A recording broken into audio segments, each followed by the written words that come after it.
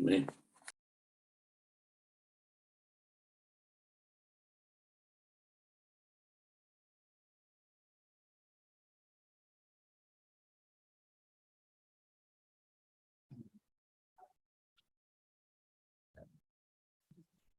Okay, good morning, everyone. I'd like to call today's Judicial and Public Safety Committee meeting to order. It is Thursday, August 11th.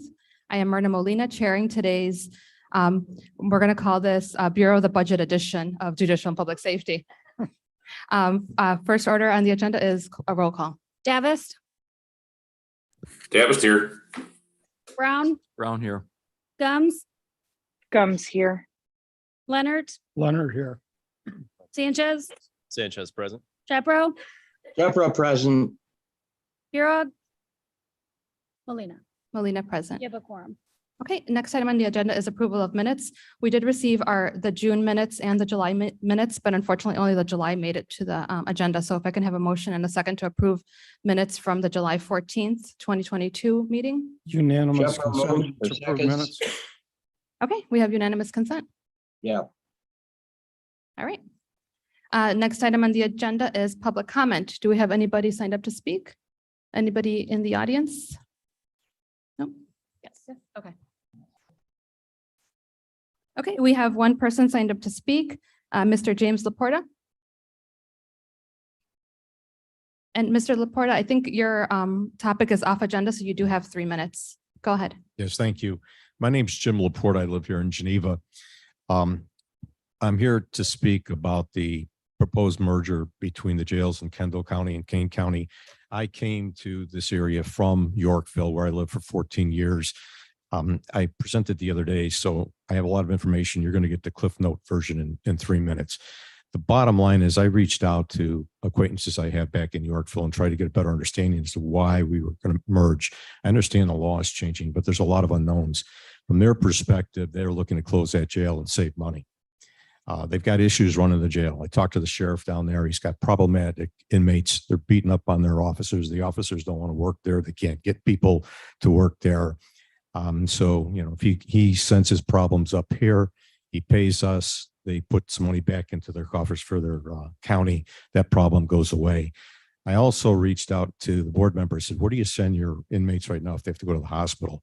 They go to Rush Copley or Sandwich. If they come up here, they go to Delnor. I don't think I have to remind anybody in this room what happened at Delnor Hospital a few years ago with the assault on the nurses. I called the administration there. They weren't aware of the fact that this was being discussed. And I asked them, are your officers now armed? They said, no, they wear bulletproof vests, but there's nothing armed. They've got a nursing problem there. There's a shortage of nurses, and, you know, you're going to burden our hospital, relieve the hospitals down in Aurora from having to take care of these inmates. We also experienced a problem when I lived in Yorkville. Some of the inmates had no way to get out of home when they got out of jail. They were wandering the neighborhoods, going into open garages. The police were telling us to be careful, take appropriate precautions. Most of their inmates come from outside of Kendall County, a little over 50%.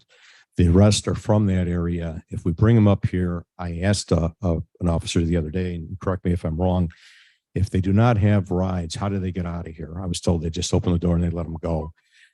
Yep. What could go wrong? You have 1 minute. I got one more minute. You know, they're going to wander around our community. You're pulling them 20 miles away from there. They're from Southern Cook County. They're from Joliet. They've got to get back somehow. You know, how many schools are in our community that are going to have to pass by? I don't think it's a good idea to bring their inmates up here. And if it's a matter of generating revenue, I get it. Everybody's looking to bring costs down and improve the budget for the county and all counties in Illinois. There's better ways to do it. If you have to redeploy your personnel because of cuts and you're not going to have the inmate population you once had, you could put them out in patrol cars, put them on 38 and let them issue tickets. You can get $120 for a ticket versus $75 proposed that you're going to get to house these inmates. And then who's going to pay the increase in the workman's comp? Because that was the other problem they've got down there. They've got escalating workman's comp cases because of what's happening in that jail. So thank you much for the time. I did this, and there's, not to criticize anyone, but only to help the community. Thank you, Mr. Laporta. Okay, next item on our agenda is our monthly financials. They are on file. I'd like to move the agenda just a little bit. Our librarian, Ms. Cox, if you can please present your budget first, if that's okay with the committee. She does have to get back to do her business. Go ahead. Thank you so much. I really appreciate you allowing me to go forward. Unfortunately, I learned last night that I'm going to be short-staffed today, so I'm trying to get back as soon as possible. So this is going to be a quick budget agenda, not only for that reason, but because the Kane County Law Library is a special fund, so we take no general revenues. Blair, I wasn't sure if I had a, it's not much, but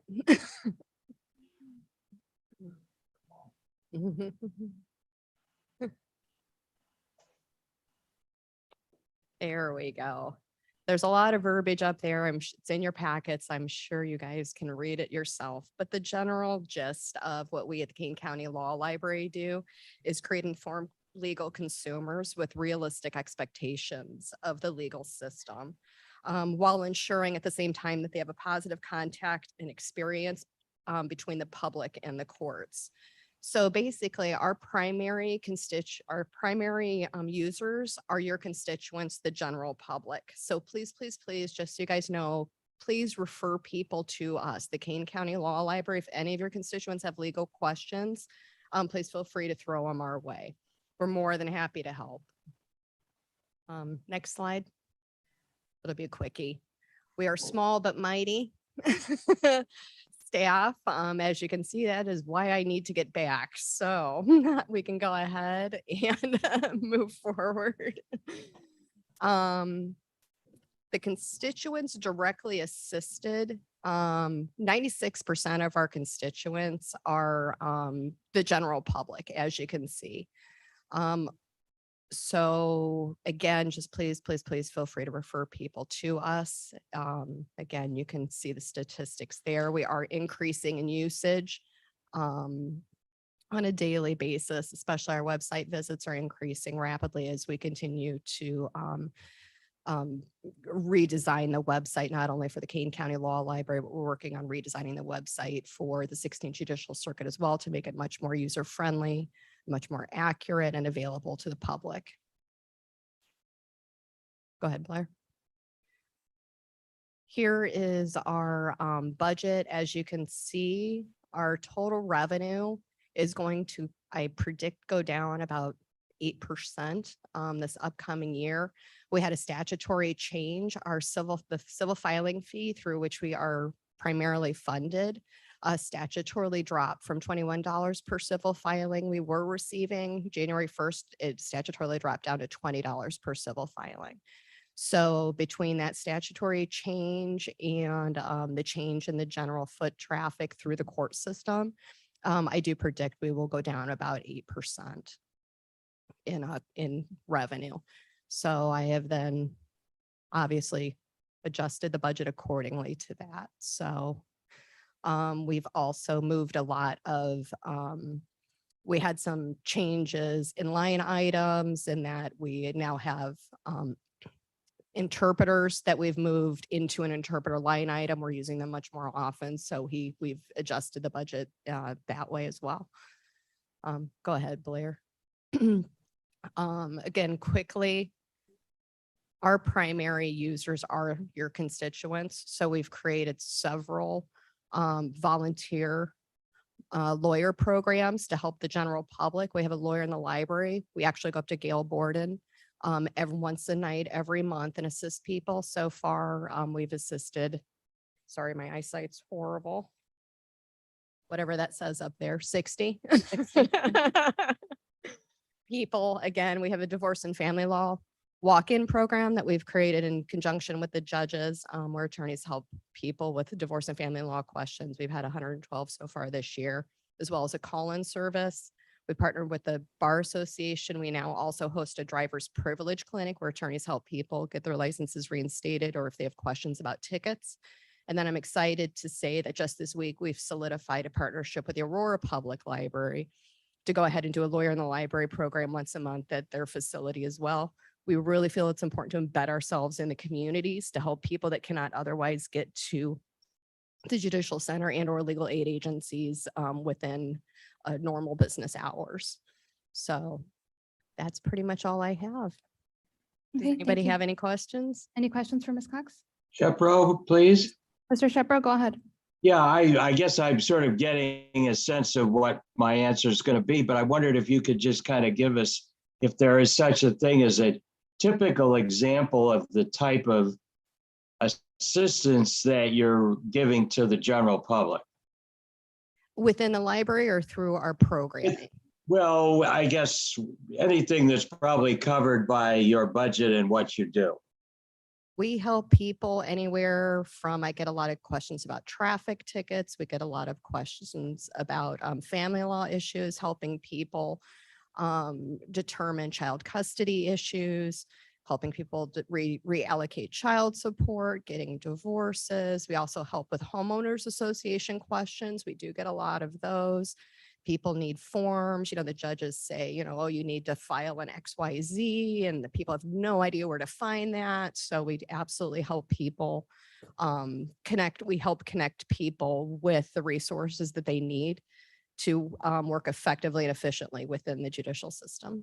I guess my thought about the question and your answer is that you really are for more than what us old lawyers think of as a law library, and almost more of like a legal aid bureau for under the county auspices. And I guess that just, I mean, the programs that you're offering are awesome, and I think very, very useful. And I guess I just asked sort of rhetorically if that shouldn't get sort of more funding than what, especially if you're living off of the filing fees that are going down. And that's more of an observation than a question, but. Well, I'm not going to argue with you on that. We do. I also forgot to mention in my presentation that we do go for grants.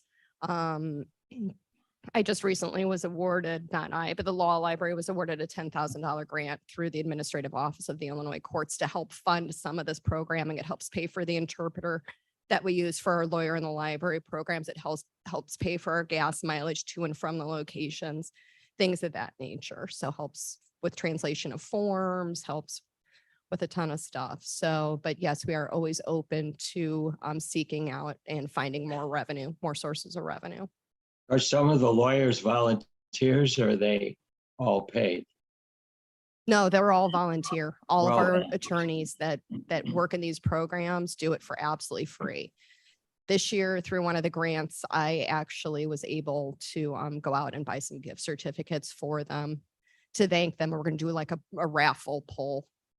But other than that, absolutely, they work for free, give of their own time, and they often run over the times allotted for the programs because they want to ensure that the people know what they're doing and have a good path going forward.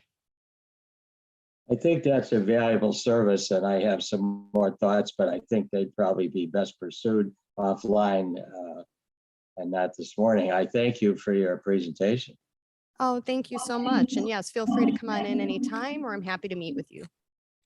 Thank you, Ms. Cox. Thank you, Mr. Shepard, for your comments. Anything else? Okay, Thank you. thank you.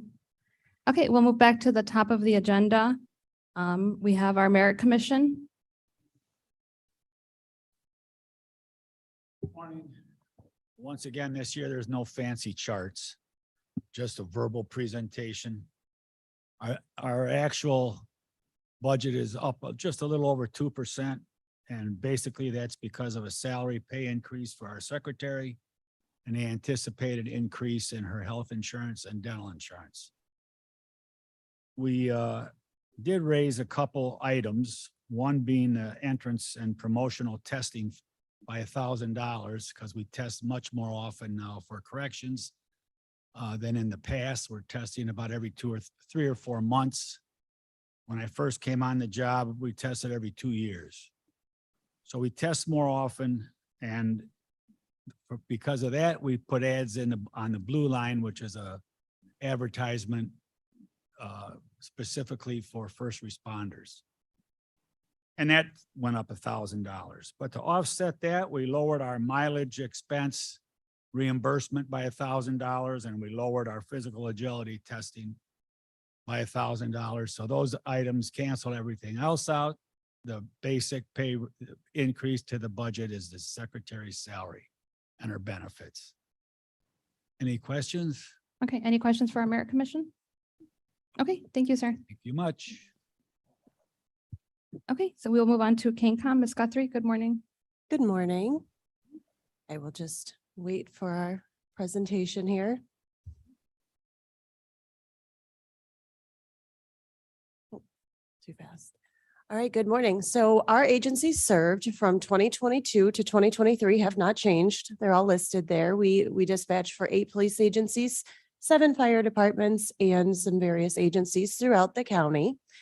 I just like to do a mid-year kind of recap on where we're at for calls for service. You can see that green line there in the middle. That was actually 2020, where we had a significant decrease of activity due probably to COVID.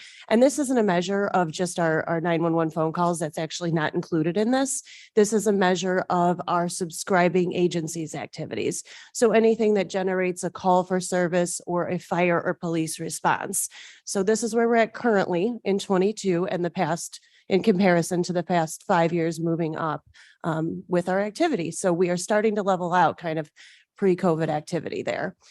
One change in our hierarchy going into 23 actually affects 22 as well, as the addition of our operations manager. So that is reflected in there, and that was passed through resolution in 21. Now, our subscriber fees. We have kind of a tricky budget this year because we are special revenue, and we have a revenue contract that is ending in 22, and then we have a union contract that is ending in 22. So I am trying to forecast what 23 will look like with some of those unknowns. So we are in the process of looking at what our subscriber agreement and our revenue will be for next year. For budgeting purposes, I raised each of our subscriber fees only 5% until the new agreement is approved, and that is reflected there. And then we also get our revenue from our 911 surcharge, and that has not changed from 22 to 23. Our personnel continues to be our largest cost, which is why it's difficult to kind of predict what our revenue needs to be when we are still working on that contract and salaries for our personnel. This number does not reflect any increases other than the step increases for our union personnel. It does not include any salary adjustments for non-union personnel either. So this is everybody at their current salary, you know, and kind of those unknowns. Also, you will notice in the chart, there is kind of a significant raise in contractual expenses, and that is due to our Motorola link from our KCOM center to the main hub in Motorola for our Starcom connection. Transfers to other funds, that includes what we pay IT for our phone lines. We are in a project right now to convert our phone lines to SIP, which I anticipate will have substantial savings, but I don't have that exact number just yet.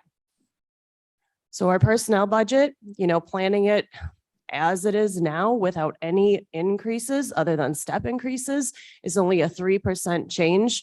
I will keep, you know, the board updated as we move forward on what that looks like, but I anticipate increases not only for union personnel, but for also non-union personnel, especially taking into account, you know, neighboring agencies and what the market is for those positions. And again, this does not include any additional positions. So as we look at next generation 911 and we look into the Safety Act and how that's going to impact us, there's no change. There's no additional positions in this budget.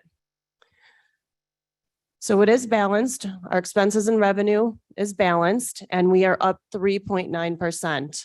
And then there is the breakdown for each of those increases, decreases for each of our line items. Are there any questions? Any questions for Ms. Guthrie? Shepro, Mr. Shepro, go ahead. the 3.9% is without the impact of a new union contract. Without the impact, I'm sorry, of what? Of the new union contract. Correct, correct. So all we did was move step increases. So if we have personnel currently in our union step program, they move naturally from like a step 2 to a step 3, but that does That's a natural increase under our current union contract and does not reflect any changed wages going into a new contract. Mr. Leonard? Thank you, Madam Chair. Mr. Shepro, I think you said 3.9% increase. It's 3.09% increase that they're looking for. Oh. Yeah, I thought I saw 3.0 and then I thought I heard somebody say 3.9. So I stand corrected. Thank you. And like I said, while it is an increase, we do have the revenue at this time to match it. But as we go into what our personal costs may change and be, then we will have to go back to our subscribing agencies as well as the board and see how this budget needs to be adjusted. Looking at the Brown? chart, I'm looking, it says 3.5 for union wages.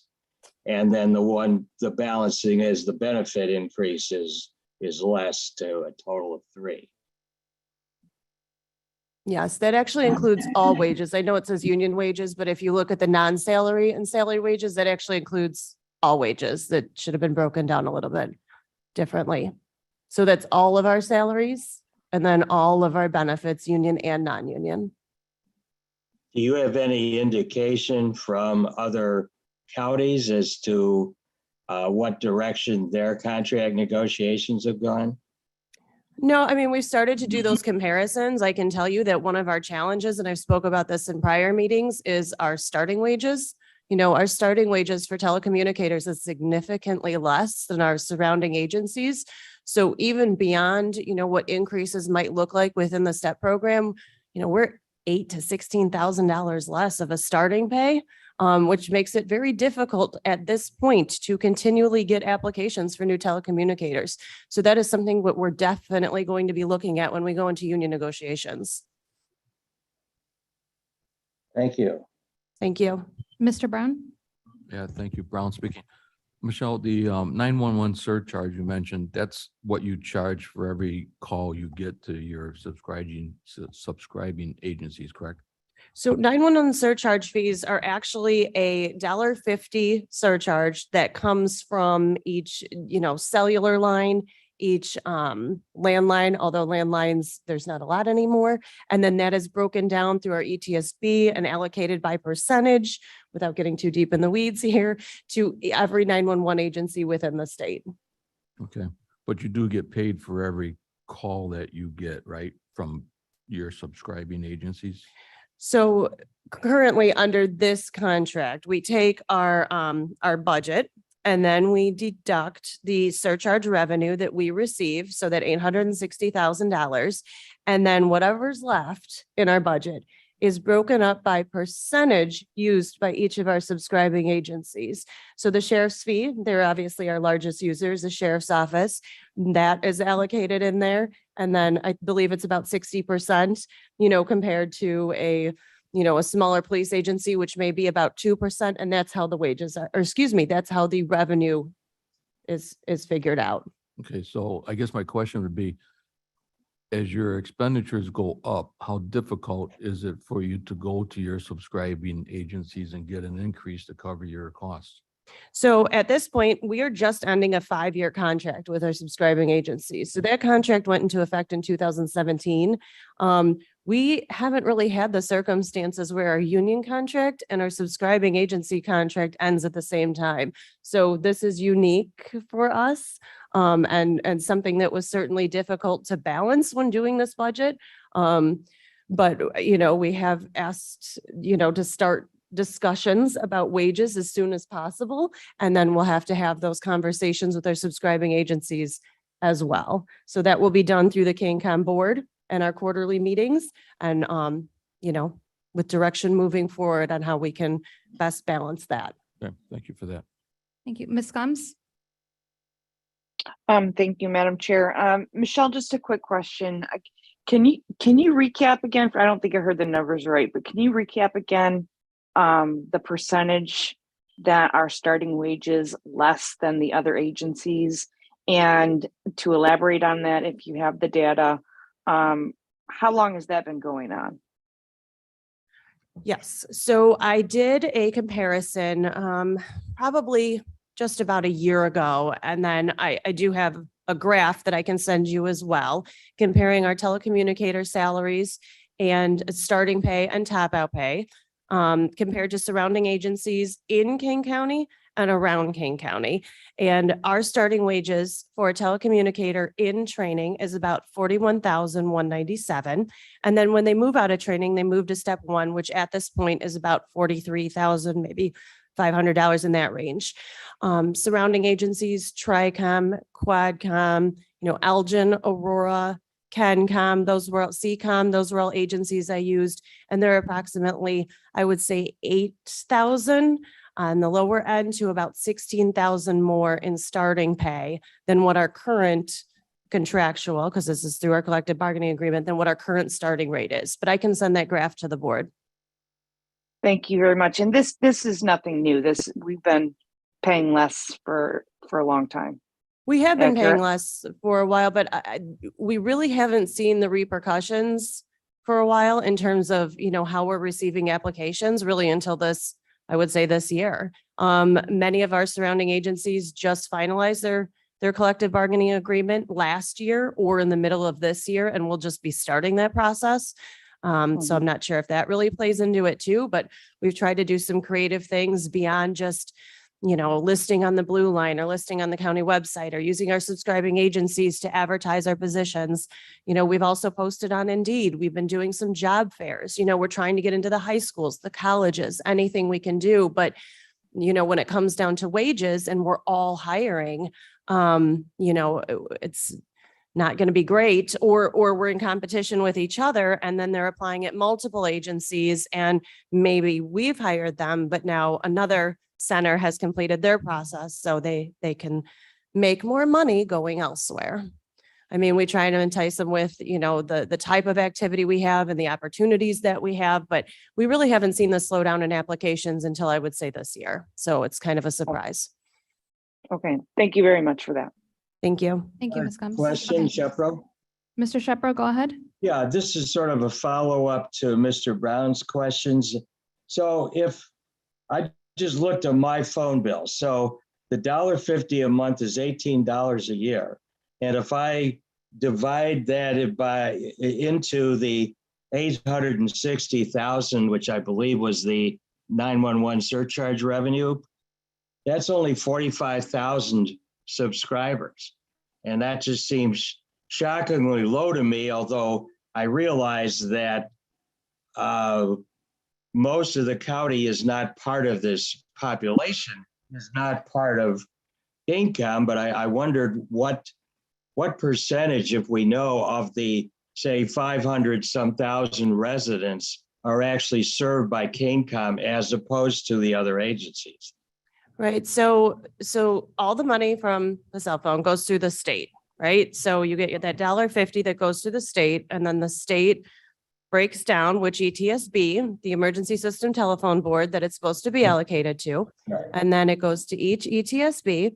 And then the ETSB has a formula to determine by ESN or emergency system number based on address that cell phone is registered to, or by address that the landline is registered to. And then it breaks it down to a further percentage that then makes it to KingCom. And I do have a breakdown of all the ESNs. I don't want to quote the exact percentage because I don't know it to be exactly correct. I believe it's in the 25-ish percent, but I can certainly get that number for you, but that's all done at the ETSB level. And then it is reevaluated each year as well. So you may have a year where, your surcharge goes, your line count goes down a little bit. And then the next year you may have one where your line count goes up a little bit, but that's evaluated by the ETSB. But obviously none of the surcharge revenue that would apply to the other ETSBs goes to KingCom. Correct. If I understand your question. Yeah, Yes. correct. I mean, if you're in the city of Elgin, for example, if you're in the city of Elgin and you have your cell phone registered to your address in the city of Elgin, that would be allocated to, Elgin's ETSB and would go to their 911 center. And the same thing for the Tri-Cities and so forth. Correct. Correct. Yeah. And again, I can send you all that information. I do have a more detailed breakdown in the office. But I did speak a couple months ago about the sweep of the 911 surcharge funds at the state level for the funding of 988. You know, that's something that we continue to monitor closely too. And when I spoke about that $5 million that the state did sweep to fund 988 initially, that came from some of that reserve money of the surcharge 911 fees sitting at the state level, which could have been passed through to each of the 911 agencies. How much would your personnel line item change if we raised, say, to the same level as TRICOM? I mean, is that? I have a number of spreadsheets back at the office that I have to Okay. kind of consult. You know, there's many things to consider as part of those union negotiations. You know, we currently have an 8-step program, and then after the 8th step, they're considered out of step. And then their salaries raised, you know, whatever that determined percentage is once we finalize the contract. I don't know if 8 steps still serves us or if we want to look at other options. So there's a lot of variables in that. I don't know if we can really evaluate the current contract and how that could change and look at possibilities of solutions we could put in place to benefit employees. I don't have that exact percentage. Thank you. I'm sorry to belabor it. I just find that the discrepancy of 18 to 16,000 on a starting salary of 41 to just be kind of shocking, frankly. Yeah, and 8,000, it's a difference of around 8,000, right? So I read an ad last night that the starting pay for one of the surrounding agencies was around 50,000. Well, we start at close to 42,000, or excuse me, 41,000 because it's 41,197. So, you know, there's $9,000 right there. I mean, but you know, you also have to take into consideration the number of agencies they dispatch for, the volume of activity that they do. So those are things that we all compare. But any way we look at it, our starting rate is much lower than surrounding agencies. And we dispatch for more agencies than any of the other ETSBs. More agencies, yes, but again, we have to look at volume of activity. You know, I think our total last year was about 80,300 calls for service. And our phone calls were about in the 138,000 range. So when we compare salaries, when we compare, you know, ourselves to other agencies, we look at all those statistics and graph those as well. Thank you. Thanks for your patience, committee members. Thank you. Thank you, Mr. Shepro. Okay, let's move on to our sheriff. Morning, everybody. I've got my 10-year-old financial expert next to me. If there's any questions, you can defer them to her. Just a brief run through of the sheriff's office and all the changes that we've had over the last 4 years. That kind of summarizes where we are today with our budget request. All of that has been loaded onto the system for everyone's view. So 4 years ago, we had 3 divisions, 5 collective bargaining units, and about 300 employees. By adding the Office of Emergency Management and adding civilian maintenance employees in the jail, we're now up to 4 divisions, 6 collective bargaining units, and 322 employees. Just a quick look at the jail, so everybody sees those operational numbers there. There's going to be a conversation within this presentation as well when I get towards the end about the proposed Kendall County, Kane County jail merger. But you see the numbers of staff that we employ in the jail to make those operations smooth. We have 92 police officers that are deputies of mine and 20 civilians in our public safety division. Of course, we have to remember our civilians do everything from maintaining all of our police records, all of our warrants, all of our orders of protection. They run the foreclosure division, which is a great revenue source for the county as well. So we keep our civilians very busy and they're essential employees there. And then, of course, court security guarding 6 court locations across our county with 42 sworn officers within that group. Now, we did ratify and approve 3 very large collective bargaining unit agreements this year alone, public safety, corrections, and civilians. With that, I am happy to look at that union wage increase of only 0.12%. but I want to focus on the non-salary or non-union salary and wages. So you see an increase of 10% there. You may recall over the last couple of years, we have slow hired correction officer positions and court security positions in effort to, number one, trim our budget down, and they just weren't needed at the time, but also to hire new essential workers. So with that money, with that increase right there, you're seeing one additional social worker. Our pre-arrest diversion case managers are technically part of my budget, even though they sit over at the state's attorney's office. That one is grant funded. However, you still see that expense in the line item there. We have one additional law enforcement commander to help us coordinate many of our special services. We added a chief financial officer as we're losing a lieutenant from the jail who used to do our finance operations. So remember, our lieutenant makes about $122,000 a year. As he retires, our chief financial officer will be making $95,000 a year. So that's actually going to work out to be a saving, but it's a transition period as one comes in and the other one retires. And then we also added a chief of staff. She was already part of our staff, but she will be replacing my undersheriff when he retires at the end of the year. So we kind of have a bit of duplication and crossover as we head into FY23. But with that, oh, I'm sorry, I wanted to also focus on contractual expense. So you see that biggest increase there. So our food contract and our medical contract, the two most expensive parts of jail operations, are both expiring. These were long-term contracts, 4 years with a 1-year extension. And now that they're expiring, of course, all the bids come back with an increase to them. That is a large chunk of that. We also have our body camera system in there, which we are actively applying for grants.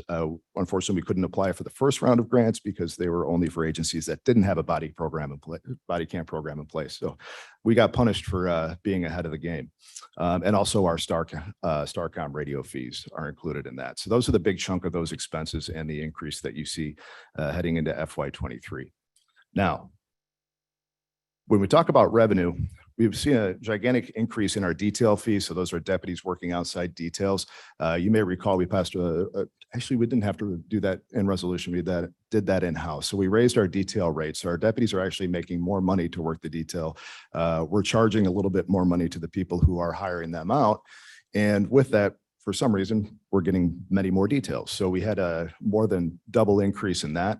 Our civil processing fees, we did a fee study about 1.5 years ago, and you guys helped me pass a resolution to increase our fees. So we've seen a dramatic doubling in our civil processing fees. Good stuff. Now, when we talk about board and care, and that's when we're going to get into the Kendall County conversation. Right now, it's a big question mark to me. We had 1.7 million projected for FY22, and that came back as 0 at that time.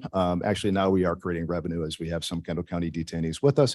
But with our marshal's contract that we were hoping to see come to fruition, we do have the contract with them, but they just never sent us any detainees. So FY23 to me is a big question mark. Very concerned about court security fees and the decrease in revenue there with the Safety Act. Again, that last chapter has yet to be written about how exactly that looks and what funds will be coming from the state, but we are projecting a slight downturn in court security fees.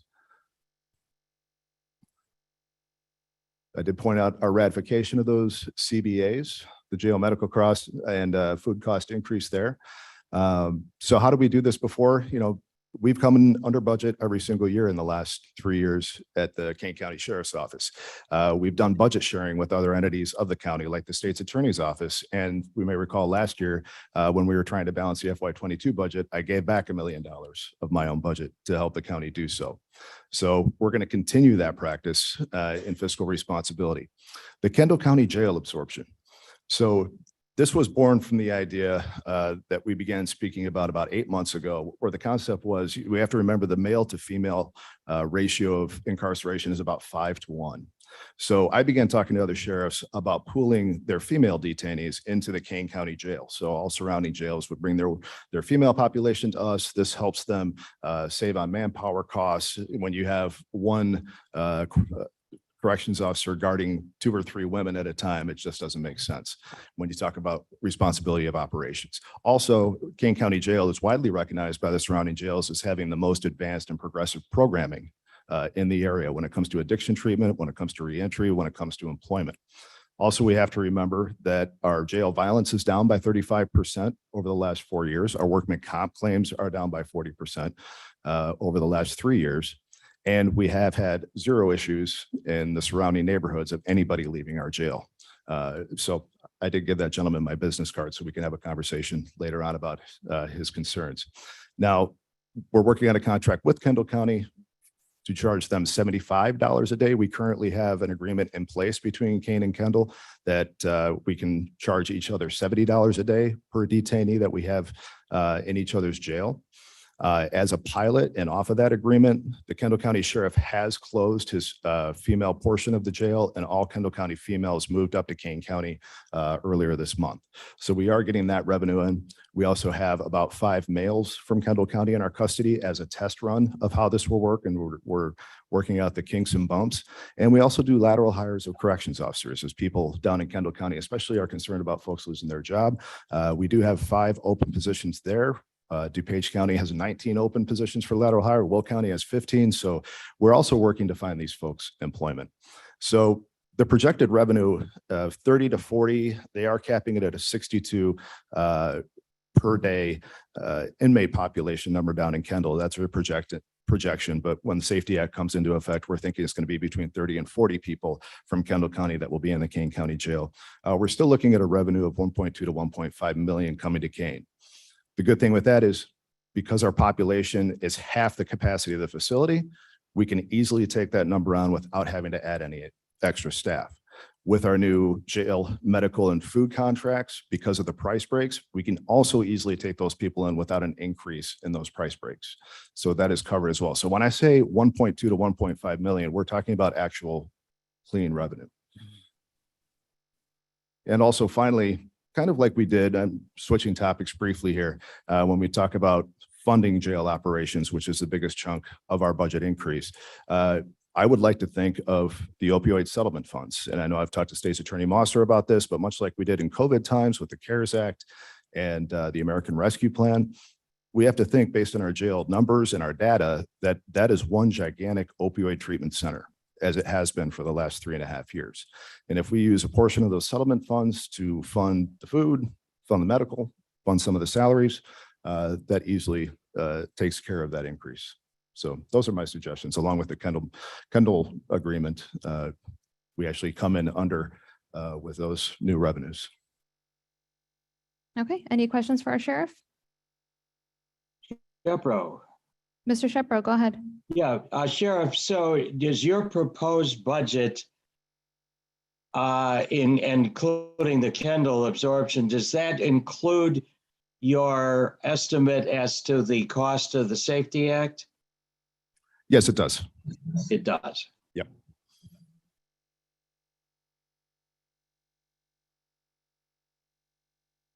I really appreciate the explanation on the Kendall absorption, because I think that answers a lot of questions that I'm hearing from people about what does it really mean?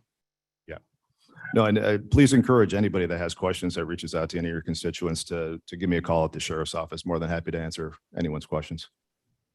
Okay, Chairman Perog? Oh, thank you very much. I think this is a question for both you, Sheriff, and State's Attorney Mosser. I believe what I've read, if memory serves, it'll be $1.9 million that we'll be receiving from the Purdue settlement over a period of 10 years.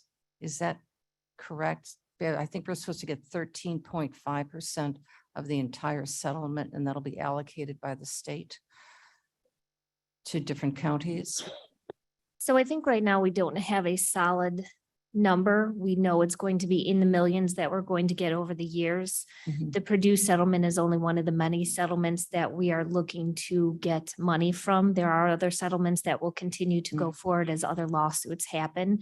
We don't have a hard and fast number at this point, but we do know what it is. It is going to be a good amount of money that we're going to use to deal with the opiate issue. Oh, I agree. The only reason I'm bringing this up is that, once again, this is a, if I just know about Purdue. I don't know what everything else is going to do. So given the numbers that you have, those are the numbers that you can use. So we have to make sure that if we're going to be using that, that settlement when it starts coming in next year, that we balance it accordingly to the sheriff's needs, your needs, and lighthouse recovery, et cetera, so that we have that opportunity to really meter that out to not only internal uses, but also some of our not-for-profits who are doing an incredible job of helping those individuals who have not gone and been arrested for opioid use, who are just need help. So I think that that's going to be a shared responsibility that we should have with those resources. Davis to the question. Mr. Davis, go ahead. Sheriff, yesterday during admin talked a little bit about this, and my recollection was that McHenry was going to have really substantial savings, going from like a 5.5 million to 1.5 million kind of a thing, like, 4 million in savings, but quite a windfall. And at the risk of sounding greedy, while the numbers presented work out well for us, shouldn't they share a little more of that and we'd both still be winning? So you meant Kendall County, right? Not McHenry? Or sorry, yes, Kendall. I'm sorry. Okay, great. So remembering that the majority of that is going to be wages, we don't have to add any staff. They're actually saving by not having staff. And then, of course, operational expenses. If you're not operating the facility, that's the other lion's share of the chunk. Standard agreements range anywhere from $70 to $80 per day per detainee. So this is a standard agreement. And to me, it's fair. To them, it's fair. And I don't see a need to take a larger chunk. But again, you all can vote on that. It just strikes me that this is a little bit more than a standard situation. Fair. Okay, Mr. Leonard? Thank you, Madam Chair. Sheriff, with respect to the contract, is this a 1 year, 2 year renewable? How does that work? We're looking at a 4-year agreement. For the first 2 years, $75 per day per person. After 2 years, it'll be $78 per day per person. Review at the beginning of year number 4 to discuss extensions. And there's also going to be a 1-year termination clause in place, understanding that if we have to terminate with Kendall, it'll take them probably a year to stand up a jail again. Thank you. Well, And Sheriff Hain, this still has to go in front of the Kendall County Board, correct? It And that'll be does. next week. they are slow playing it now, so Okay. I'm not entirely sure. But our hope is to have a contract by December 1st. Yes. Okay. Okay, any other questions? Okay, we will move on to our State's Attorney Musser. Good morning. Good morning. So today I have 2 PowerPoint presentations, just mostly to show up the sheriff in regards to having more than him. The first one that we're actually going to start with is our end of the year summary. It took a little while for us to have our final presentation in regards to what we did during the last year.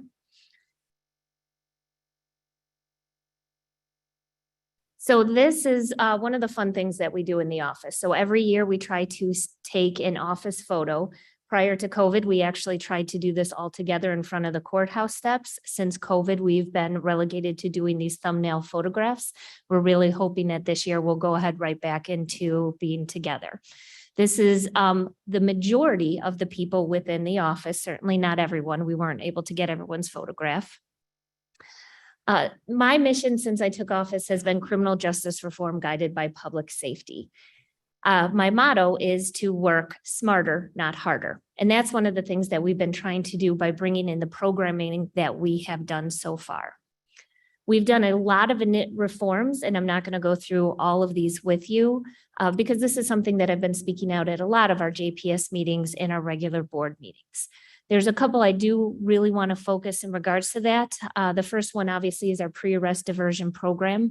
This has become a primarily grant-funded program and has actually already shown a lot of benefits within our criminal justice system. Again, the whole point of this is not to arrest somebody, bring them over here, have all of the staff who has to deal with that through a bond call procedure, through court procedures, ordering discovery, getting things lab tested. Instead, these are individuals who are diverted right to the services that they need. With any single person that we successfully put through pre-arrest diversion, we're actually saving taxpayers thousands of dollars. And I'm talking about just in the criminal justice portion of it. I want you to think about what happens in hospitals when we don't have overdoses because people are actually getting the treatment through the harm reduction that they need. We are going to see this reverberate through our community the more people we get into this program. The second portion I wanted to talk about is our vertical prosecution. The concept behind vertical prosecution, again, is that we have attorneys assigned to case types and not just to courtrooms. Study after study has actually shown that this is the better way to prosecute cases, and frankly, the better way for a criminal justice system to work, because then you have people who are knowledgeable about the particular cases. They know the case law, they make consistent offers so that you're not giving one person an offer and another person a whole separate offer. What we have seen since we have instituted this is that we in the state's attorney's office are actually prosecuting these matters better and quicker. So this is going through the system. So this is a lot of what we have been doing in the last year and a half to get to the point that we are now. As you can see throughout the years, and this starts in 2012, felony filings go up and down throughout the years. So while it looks like in 2021, we are lower than it was in 2020, you're going to see that go back up again. Sometimes that has to do with the way that laws are changed, and sometimes it also has to do with programming, such as pre-arrest diversion. The hope, obviously, with these low-level, nonviolent felony offenses is that we're putting them through pre-arrest diversion. But we also go in waves in terms of what we see. What we saw in the pandemic, obviously, is those violent crimes to children in domestic violence households, abuse and neglect cases all started to skyrocket because people were forced in their homes without any way to get out. That's when you started to see those cases start to spike up. What I believe we're going to see as we're trailing through the pandemic and apparently never getting out of it is that we're going to see a rise in our drug cases, our possession cases, especially because that's a self-medicating portion of it. And when we see that, we have to do better in dealing with it as a health response and not as a criminal justice response. One of our divisions that we created is our major crimes. Major crimes deals with the biggest cases. Now, obviously, these are homicide, attempted murder cases, home invasions. These are the violent of the violent individuals. As you can see, we had 8 first-degree murder cases that we charged against 8 different defendants in last year alone. On top of that, we then went to trial on 8 cases. Now, those are not the same 8 cases because it takes a long time for us to actually get a case through the criminal justice system. But during that time period, we did 8 different first-degree murder trials as we're going through the year. Now, this is especially given the fact that we did have a backlog, and we know that our chief judge talks about the backlog and how many people we've had in the jail. These assistant state's attorneys have been working tirelessly to clear up that backlog and to make sure that these cases, especially these significant homicide cases, are being brought to trial and being brought to justice. In terms of our drug unit, we do now have 4 people assigned to that because, again, those are cases that we have seen take a slight rise in terms of 2020, but also we are taking a different perspective with these cases. There are those individuals who sell drugs to harm our community. They are making a profit off of it. These are not the people who are selling to supply their own habit. These are the people who are professional dealers. The best of our prosecutors deal with those cases to make sure that those individuals go to prison because that is how we're going to keep our community safe. The other portion of those defendants are the ones who are using because they have an issue, an addiction issue. And oftentimes that addiction issue is related to some sort of underlying trauma.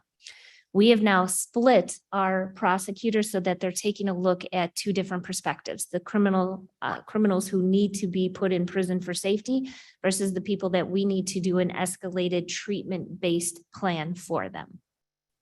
So what you're going to see with those cases is as we go through them, we're diverting the possession cases into treatment and services while really focusing our time and attention on the people who we need to focus on. Our Child Advocacy Center, significantly, our investigations went up, 401 investigations. Now, out of those 401 investigations, 65 cases were able to be charged. Now, if you ever speak to one of our Child Advocacy Center investigators or prosecutors, the reason why we can charge such a low amount oftentimes is because of the facts that we have. Not because it didn't happen, but sometimes the provability of that. When you charge a case, you are going to put a child up on the witness stand. And that is a significant thing for anybody to have to look at. And we want to make sure that if we're going to put a child through this situation, that we have the best evidence to do so. But those 401 investigations take time and usually have multiple children that we have to interview. And these are victim-sensitive interviews with specialists that do this. Oftentimes, this just comes in randomly, where they may have a set schedule, but then a family is coming in of somebody that they have to interview. One of the notable cases was a former teacher, Carlos Bedoya. He was sentenced to 60 years in prison for the actions that he chose to do when he chose to violate the rights of children. Domestic violence, as we know, domestic violence has just been steadily going up as we go through the years. Our strangulation cases are what we're really focusing on. These cases have increased mostly because of law enforcement's recognition of strangulation. The training that we have actively provided to our police departments, we're trying to change their view. If a strangulation results in a person who either urinates or defecates on themselves, we're asking them to charge attempted murder. It takes about 6.8 seconds for a person to be strangled to actually lose consciousness. I want you to think about that. That is something where a person is preventing the blood flow. They're preventing oxygen from getting through the body. And this is something that we're really trying to focus on because these are our dangerous domestic violence offenders. Last year, we assisted 192 victims in obtaining orders of protection. The year before that, 2020, we helped 30 victims. We have increased our victim advocacy from essentially 2.5 people to 6 people, because that is how we really help victims get out of the cycle of violence that they're in. Our juvenile delinquency cases, while they are going down, the complexity of those cases are going up. With the assistance of Ms. Aust and her court services team, they actually screen the majority of these cases and divert out people to services. And I will leave that to her expertise in terms of talking about this. But the cases that we get are very violent. We are seeing a rise in terms of our gun cases involving juveniles because the gangs will have the juveniles commit the crimes because it's less time. Especially from Cook County, we're seeing a wave of people coming through DuPage County into Kane County to steal cars, to do the carjacking cases. Obviously, we still have the ongoing case where a juvenile shot a woman in the back in the Wendy's parking lot, paralyzing her to steal her vehicle. This is a gang-related case. These are things that our juvenile prosecutors are focusing on. These aren't truancy cases. These aren't simple battery cases. These are the worst of the worst that we're getting. Our abuse and neglect cases continue to stay up. This is something that we believe is going to continue to go. Both Ms. Conant and I made pitches to the county board, which was granted to have additional prosecutors assigned here. You will see in terms of their cases that they are constantly going to hearing. They are constantly having to prove their shelter cares, their adjudicatory hearings, and their termination hearings. This is one of our hardest working divisions, and it's one that nobody knows about because it's a closed courtroom and people can't see this. But this is how we're protecting children. Our DUI cases, as you can see, are going up. This is not surprising. Alcohol and drug use and then people getting into a car is relatively common. With the help of court services, again, in the judiciary, we're actually creating a DUI treatment court. The DUI treatment court is very similar to our 3 other specialty courts of mental health court, drug rehabilitative court, and veterans court, where the idea is something is going on that's preventing this person from stopping after their first DUI, their second DUI, their third DUI. That just makes our whole community unsafe. So how can we in the criminal justice system respond to this better? So again, this is the whole concept of working smarter, not harder. Now we're going to have a specialized group of people who are going to understand the issues that are underlying this particular person, get them to help and stop this criminal behavior from occurring. Our traffic and misdemeanor cases, all of those are going down. This is a good thing and hopefully a trend that continues. Most of the time, we're hoping these individuals are getting diverted into something else or deflected from the court system instead of being brought into the system. A lot of the reasons why the traffic cases went down happened in COVID because there weren't a lot of people who wanted then to engage with somebody else on what could be a relatively minor offense. because of the COVID influx. In addition to that, a lot of these cases are actually going to our villages in our cities because they're doing local prosecutions. So they're diverting more of them into their system instead of the state prosecuting those matters. I'm fully in support with that. If it comes to the state, it more likely means that we need a harsher punishment than what a count or what the city or village could do. Forfeitures, we continue to do two different types of forfeitures. There's Article 36 forfeitures, and that's usually seizing things that are used to help deliver drugs. For the most part, those are vehicles. So somebody is traveling from point A to point B and they're using their vehicle to deliver drugs, then we can take their vehicle to do that. Those vehicles are eventually sold and a portion goes to law enforcement, a portion comes back to the state's attorney's office and to the county. In addition to that, we've seized a lot of drug assets, about $358,583.69. You could see this is just a demonstration. We did not seize that dog. That dog is a drug dog. Victim advocacy is huge. This is something that I have focused on in the entirety of my career. We are mandated by law to provide services to victims, and that includes just notification when cases happen, coming into court, obtaining protective orders, just providing them whatever it is that they need. We have by far and away expanded the advocacy that we've provided at the state's attorney's office this last year alone. And you can see that in terms of how many victims we've helped, 1,743 victims. That is a significant amount of people who had to come to this horrible court system. And instead of coming by themselves, they had one of our victim advocates to help with them. And we're trying to make it easier for them. We have created an online application for orders of protection so that they could do this from the safety of their home before having to come to the courthouse. We have also provided many services in other languages to make sure that this was accessible to everyone who needs help. Our specialty courts, as I told you before, we're going to create a fourth specialty court, but our specialty courts continue to provide a different pathway for people who have found to be high risk, high need. And again, I will leave the true expertise of that to our court services because they're the ones who work with them in depth. I do have a fantastic prosecutor who I stole from being a public defender in Kendall County who runs that. And this is a person who cares so much and really brings everything that she can to the table to help people go down a different path in life. Mental health court is horribly titled because it really isn't, but this is when the state's attorney's office goes in and either asks for a person to be involuntarily committed or to be forced to have medication. This is something that, again, as a part of my tenure here as the state's attorney, I asked for the funding to bring 2 mental health ASAs. And again, that was granted by the board. What that has resulted in is more petitions for involuntary commitments, more hearings that are being held, and more petitions for the involuntary administration of medication. I can tell you that our hospitals in Elgin and Aurora are very thrilled with what Kane County has done. And I give a lot of that credit to the board for recognizing that we needed the people to do this. Prior to having this, not very few hearings were going. The doctors were frustrated. It actually resulted in a DHS investigation as to why this wasn't happening. And we responded and helped to fix a lot of that issue. Probation violations. So this is obviously a person who is on probation, who is not following the rules of what happened. We reviewed 920 violations and 211 of those were because of new criminal offenses. So we're really trying to keep up so that if somebody isn't doing what they're doing, we're immediately trying to respond to that to get them back on the path they're supposed to be on.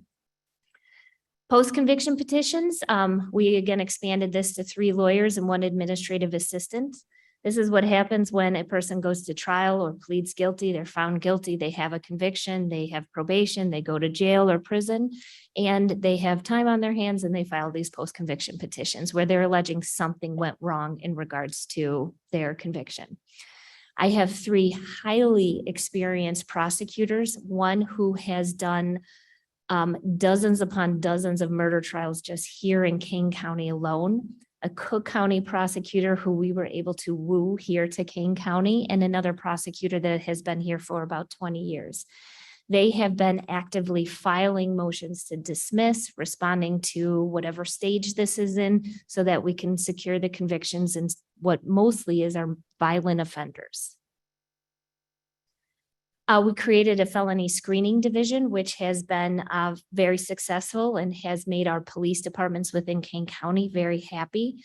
There are 3 prosecutors who are on call 24 hours a day, every single day of this year. We work with all 34 Kane County agencies. And again, now we're providing consistency in what cases we're charging. I told you in the very beginning that we may have our newest of ASAs on this or our most experienced of ASAs. The newest ASA may make a decision that a very experienced ASA would not. And so instead of charging people when we shouldn't charge them, now we have consistency. We're doing this quickly, and we're actually getting cases, again, charged in a much more expedient manner than we ever have before. I don't know that I need to really explain the civil division to all of you, because you see the civil division more than anybody else does. You see them when they come here and they provide presentations, when they provide legal advice. Without the civil division, we really wouldn't function in the best way that we possibly can. We were able to expand the civil division this year, which I know has been, they've been very grateful for, but they are still incredibly overwhelmed with the amount of work that they have to do. Our child support division continues to work. Now, this is not funded by the county. This is funded by the state. We were able to collect approximately $24 million in delinquent payments.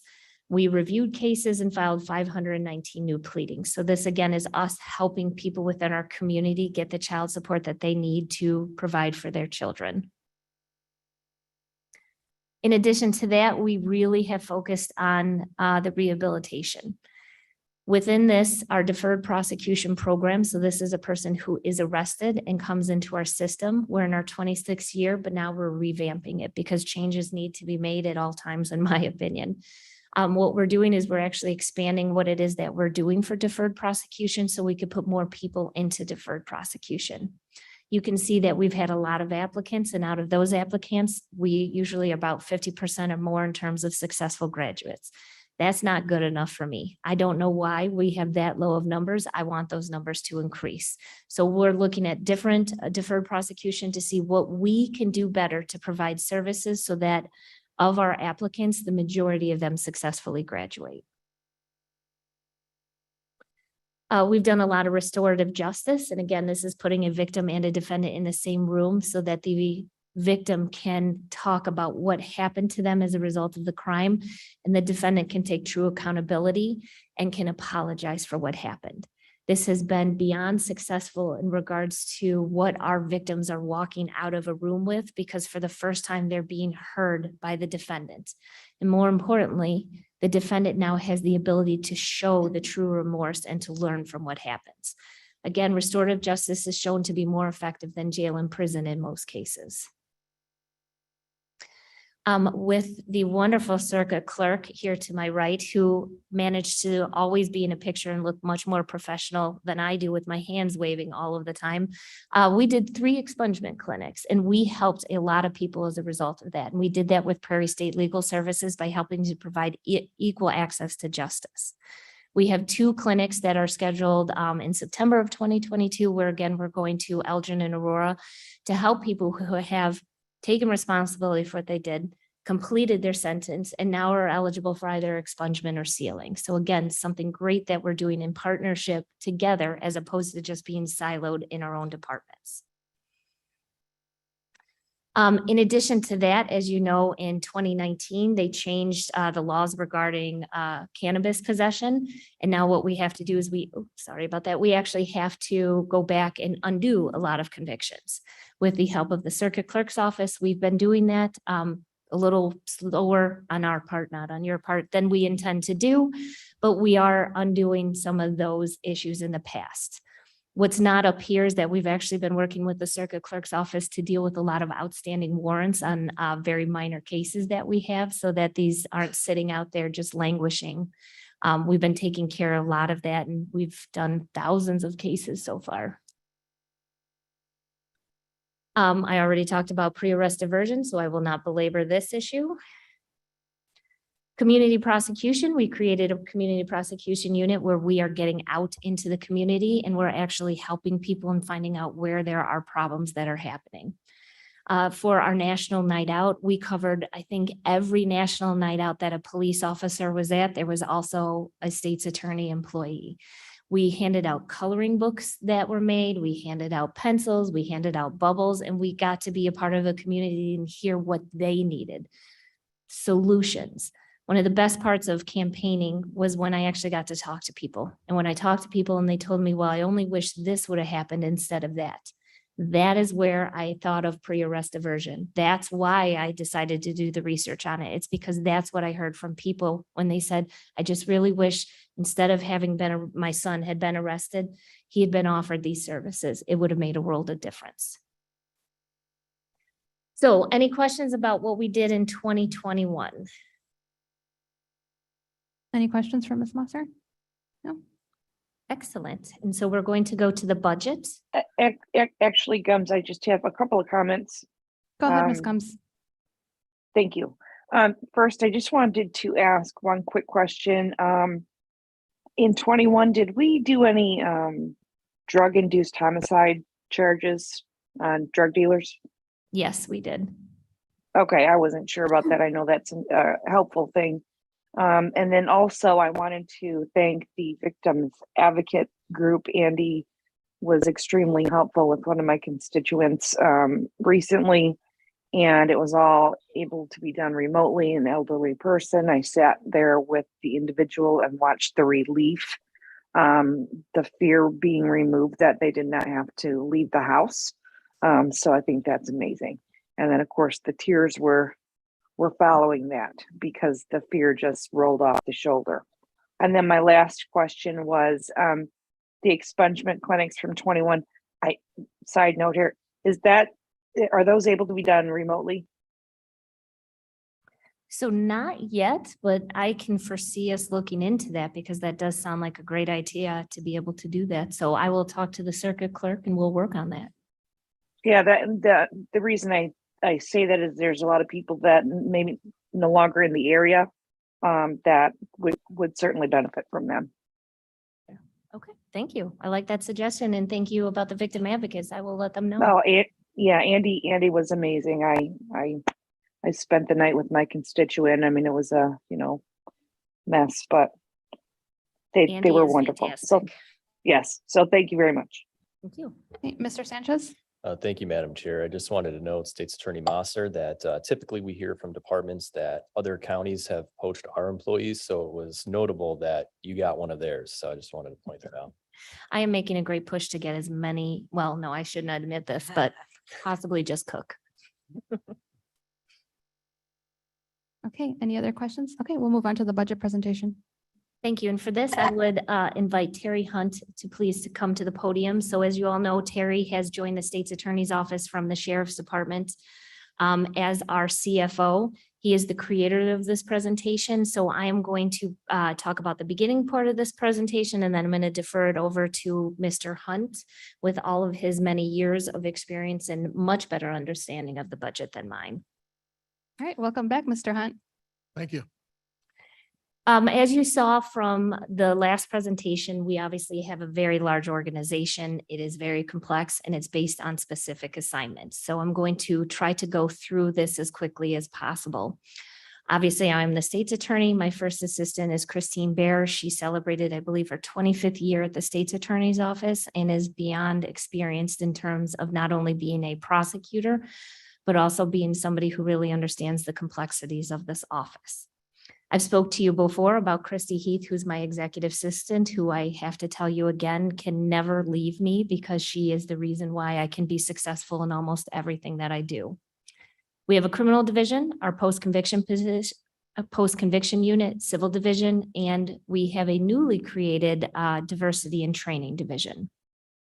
Within the criminal division, I was able to hire Bob Dorr, who is a prosecutor that came from DuPage County, then went to Kendall County, and then went into retirement where he could have very much enjoyed life had we not convinced him to come be the chief of the criminal division. Again, he comes with decades of experience and knowledge, including having a really strong background in crimes against children. He is part of the reason why we're really increasing our ability to prosecute the child pornographers and the people who disseminate those images and videos. We have our longtime prosecutor, Bill Engerman, who's our deputy chief. He is a person who just last week finished a murder trial and secured a guilty conviction against a person who was chasing after somebody in a car, and that person got shot. This is a person who has a lot of experience and thankfully is a great part of this team. I discussed our post-conviction unit that's led by Greg Sams, our civil division by Michelle Neerman, Aaron Brady. Diversity and training also includes a conviction integrity unit, which is one of the things that I had asked for at some point in one of the budgets. Viviana Ramirez comes as a highly respected defense attorney within our community and had been a public defender in another state for almost 2 decades. Not only is she in charge of our conviction integrity unit, which is something that every state's attorney's office should have, and thankfully King County now has, she's also bringing diversity and training to our office. I often talk to all of you about the fact that we lose prosecutors because we train them and then we lose them because of funding. Well, she's actually bringing even more training to try to secure people to stay here because of the increased amount of what we're trying to provide to them on prosecution of cases. This is something that's probably impossible to read, but this talks about our criminal division. What's in red is our different vertical prosecution units that we have created as a result of my administration. This is our domestic violence division. You will see that our domestic violence division is given a lot of resources because these are very intense cases where if we don't do the right involvement in this, we are going to continue to see the effects of the cycle of violence. Our post-conviction unit, as I said, is made up of 3 people. Civil division is made up of several attorneys, and obviously there's something that we're requesting a new ASA, and there was a request by the board actually to have a new ASA specifically for code enforcement. This is the organizational chart in regards to our other divisions. We have the specialty courts unit, juvenile abuse and neglect, felony review, and branch court. Within each of these, we've created a team lead to make sure that we have somebody with experience who can provide assistance to the individuals within those departments. In our specialty courts unit, I was able to hire a former prosecutor, Kim Klein, who went into private practice to be in charge of this unit. Within this unit, we do the mental health cases, the specialty courts, forfeitures, and we're about to bring in expungements and sealings as well. Our juvenile division has 3 attorneys, a support staff, and a juvenile justice coordinator. Again, these are people that we have a lot of experience. Ms. Fortunato is somebody that I also took from the civil world to come here to specifically deal with juvenile cases. Our abuse and neglect is headed by Lark Howard, who I think the majority of you know. The amount of knowledge that she has about abuse and neglect is incredibly amazing. She has reorganized that entire division. She has a great working relationship with DCFS, with the CAC, as well as with CASA, and has really been making sure that we have effective cases. Our felony review is led by Steve Sims, who has a couple decades worth of experience as a prosecutor here, as well as 2 other prosecutors. One of the best parts of this is that we were going to lose one of these prosecutors because she had her 4th child and unfortunately wasn't able to work here and yet still pay for daycare. We were able to give her the ability to work from home doing this felony review. So I was able to keep a competent prosecutor despite the pay that we gave her and her inability to afford childcare. The other prosecutor is somebody who left the office because she couldn't afford that, and I was able to bring her back and she could still work from home and do her job so that I was able to bring back a qualified person. This is our branch courts. One of the things that we did is we actually put a team lead for our branch courts. Our branch courts are in an island most of the time, and these are people who most likely have just graduated from law school. So we're giving them a significant amount of resources by giving them a prosecutor who has about 15 years of experience and a lot of jury trials under his belt. Our Child Advocacy Center and our child support unit. This has a lot of individuals, and I believe this is kind of more put out for our Child Advocacy Center. You'll see that there's a lot of different individuals in regards to this, because this is a multidisciplinary approach. What we really try to do is have the investigators, prosecutors, advocates, all in one building to make sure that we're doing the best for our victims. Our child support, again, this is something where we have attorneys who go into court and help people who are just trying to get the child support to support their children. We have attorneys and paralegals who assist those individuals. Pre-arrest diversion. Now, this is only a portion of the people because, as Sheriff Haynes said, part of our pre-arrest diversion people are actually in his office as well. But because Sheriff Haynes and I believe in combining our offices and working together instead of in opposite ways, you'll see that a portion of them are on my budget, a portion of them are on his budget. Deferred prosecution, this is something that we're really trying to expand because we have more cases going into this. We have somebody who's been here as the lead of this who has been for over 2 decades. Advocacy, as we said before, you'll see Andy Rodriguez is mentioned on there. That's who Michelle mentioned.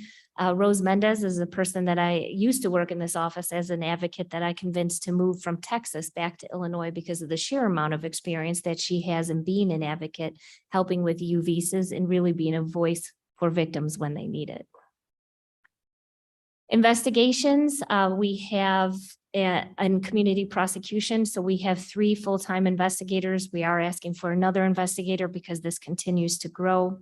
Our community prosecution, we have Pam Bradley, but again, Pam Bradley has done everything she can to get volunteers from our office to go out in the community, and it has been highly successful, including having an Aurora Citizens Youth Academy, which we have done for a number of years.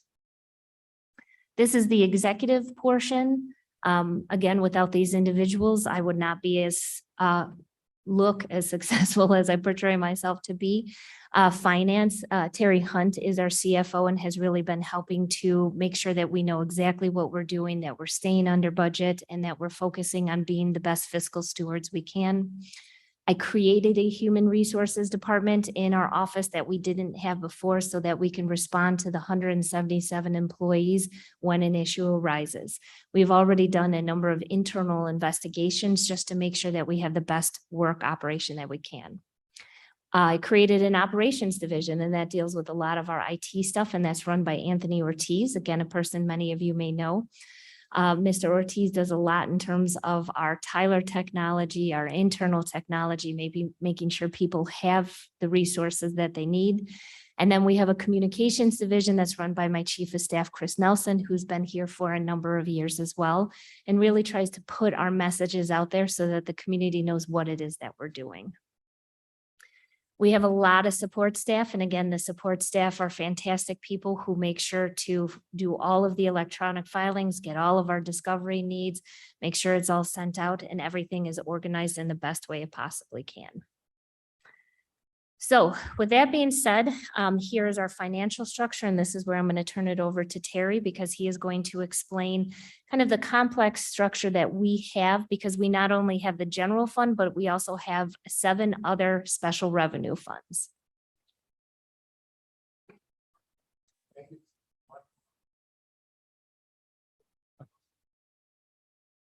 Not on.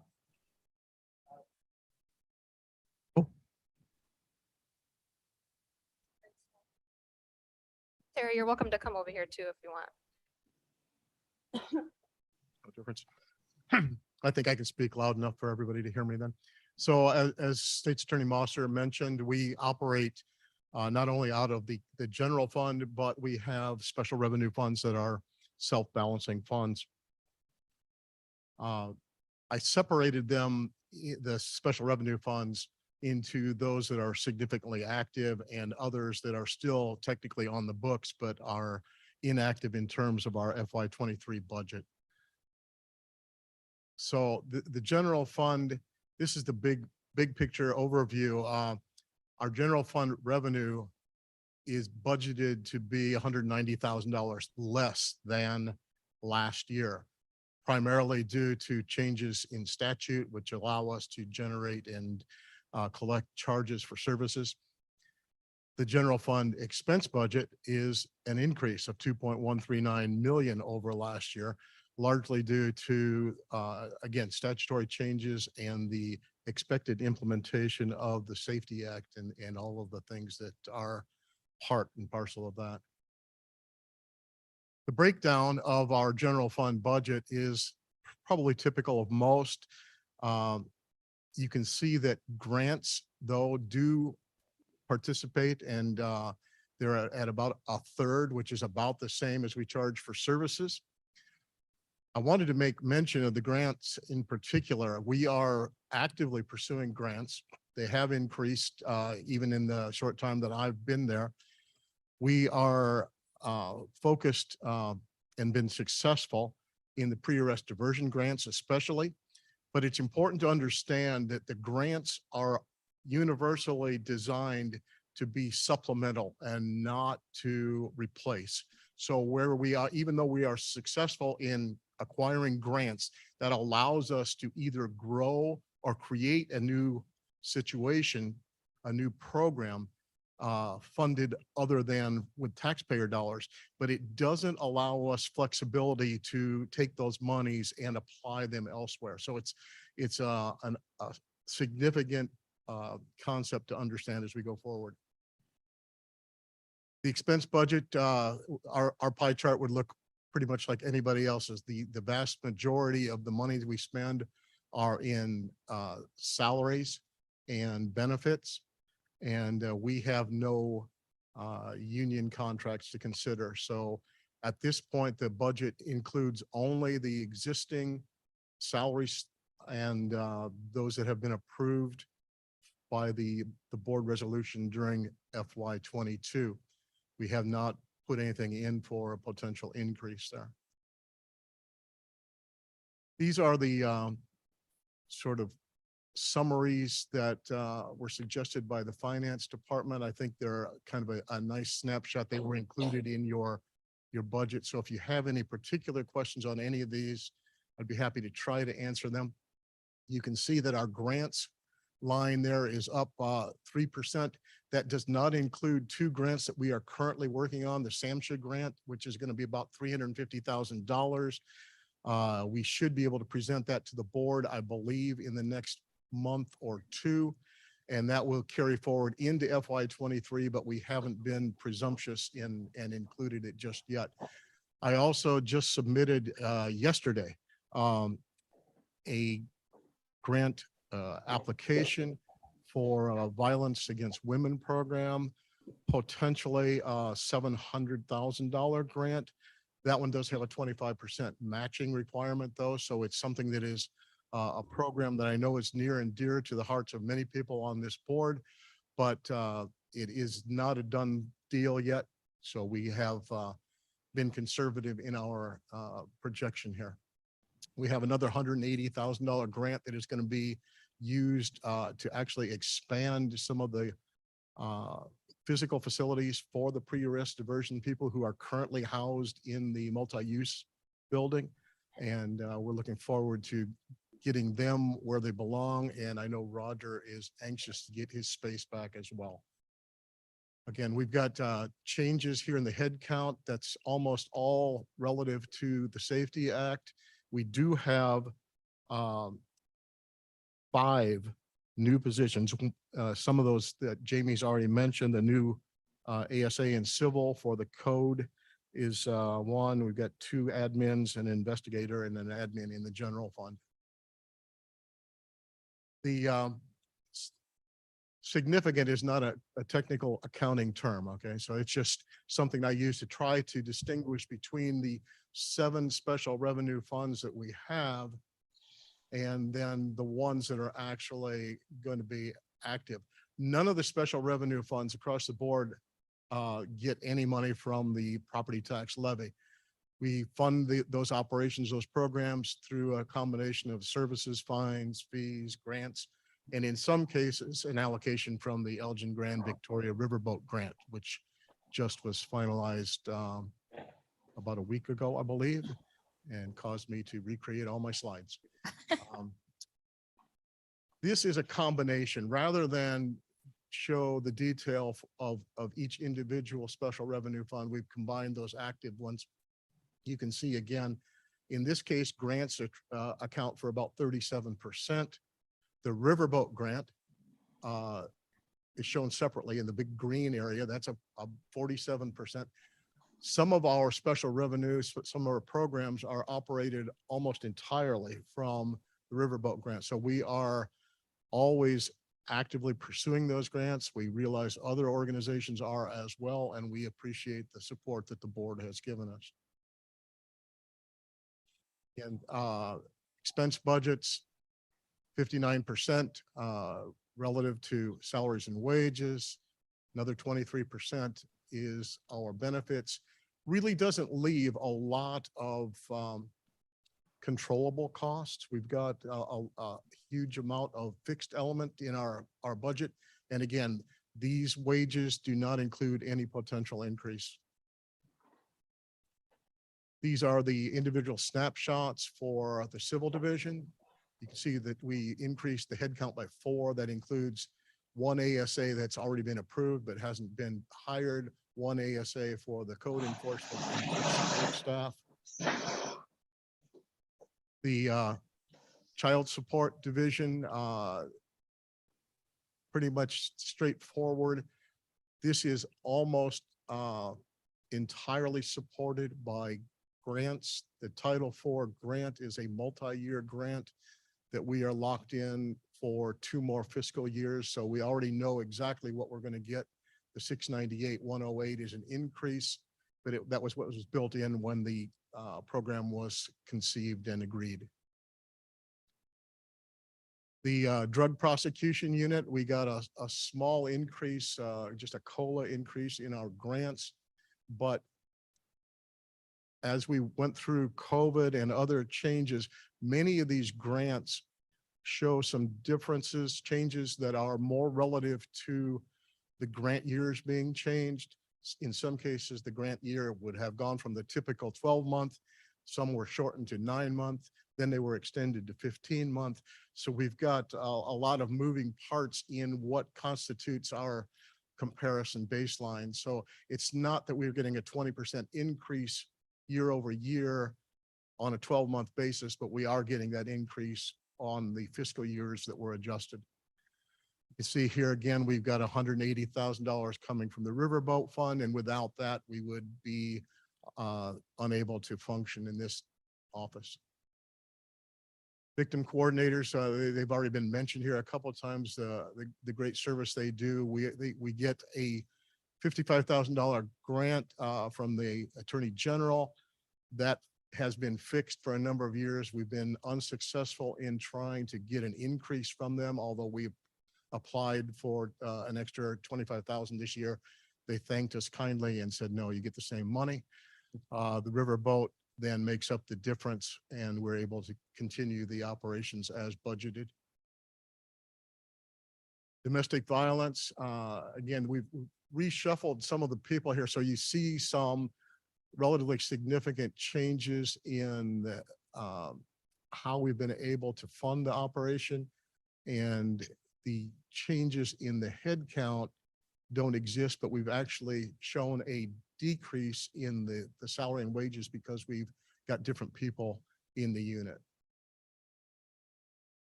Child Advocacy Center, Jamie went over that. That's a very complex and essential part of our program, one that has become sort of very dear to me in the short time that I've been working with these people. They're incredibly dedicated and dealing with tragic situations in the most professional manner I could imagine. So I'm very, very much in awe of them. We did get a little bump in 2 of the grants that we have there. They have 4 separate grants, 1 more that we're working on. We got a minor extension on the CESF grant, added $20,000. So that's a portion of what you see in the increase in the revenues. Headcount remains unchanged. But the salaries and wages change a little bit again as personnel are shuffled. Records automation is a one-man crew. George is charged at 60% of his wages here. 40% of it remains in the general fund. It's pretty straightforward, but he does a phenomenal job of keeping our office functioning. These others,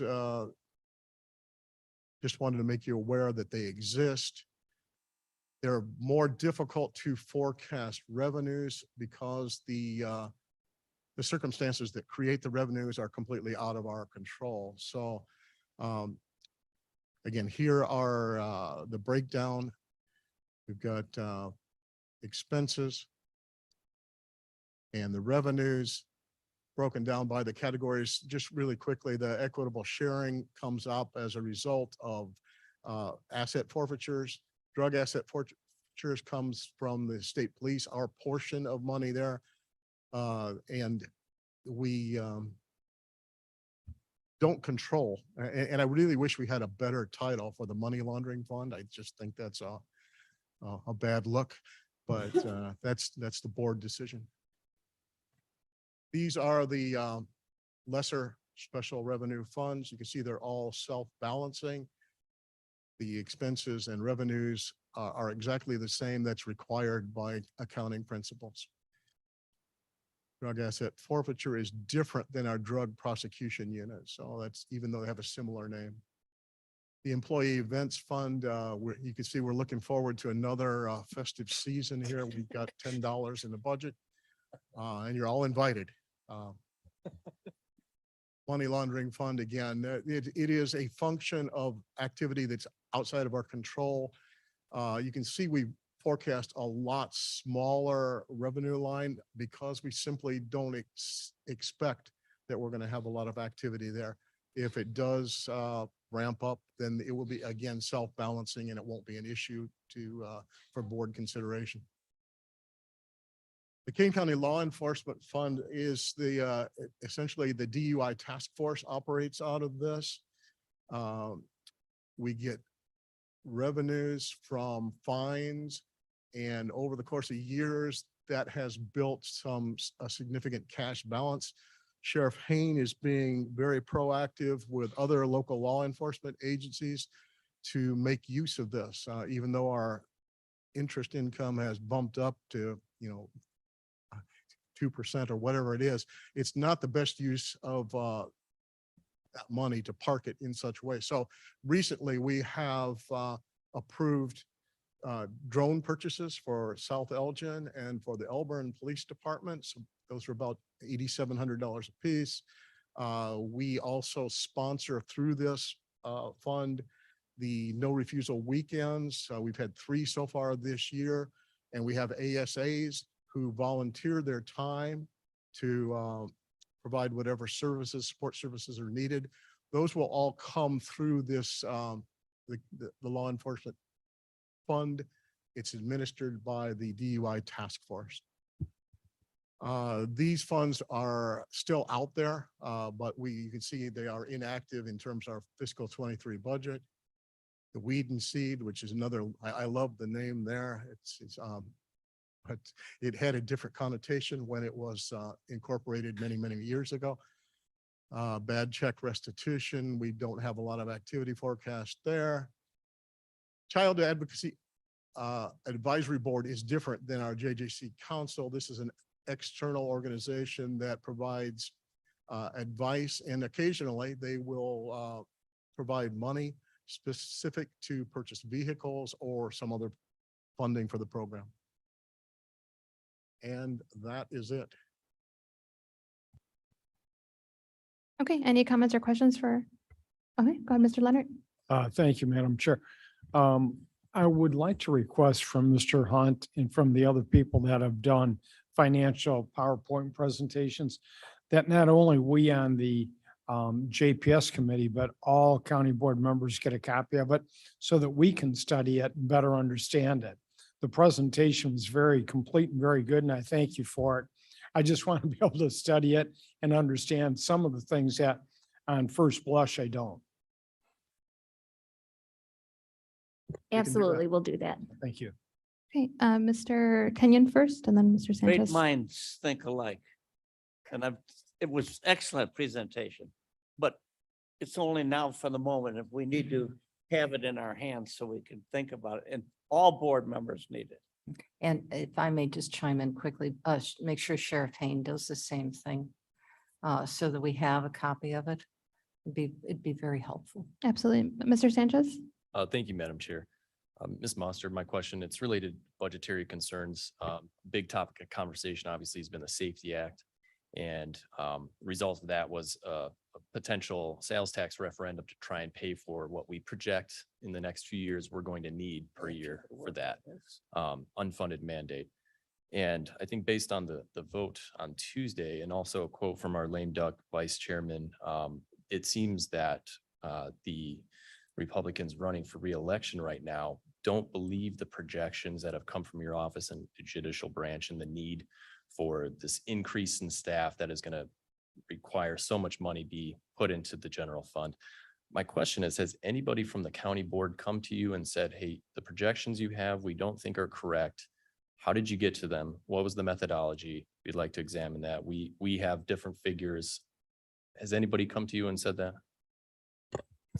So the one meeting that I had in question of that was with Mr. Leonard, and Mr. Leonard, I don't believe was questioning the numbers that we came up with, but suggesting a tiered approach, which I think was a wise suggestion to make because we believe this is what's going to happen. And so from my perspective, I've been working with different states attorneys in regards to looking at the entirety of what they're asking for. One of the people I really sought advice and counsel from was State's Attorney Bob Berlin, who is in DuPage County. Now, Mr. Berlin put out a presentation that I believe our chief judge forwarded to everybody where his ask was even more significant than my ask was. And we really tapered it down from there. His request was based on other research that was done, especially given body cameras and how much time it's going to take and really doing a mathematical formula and looking at the Pretrial Fairness Act. When I met with Mr. Leonard and we talked about, well, let's try to focus on what the immediate need is, which is the Pretrial Fairness Act ending cash bail. There's no question about it.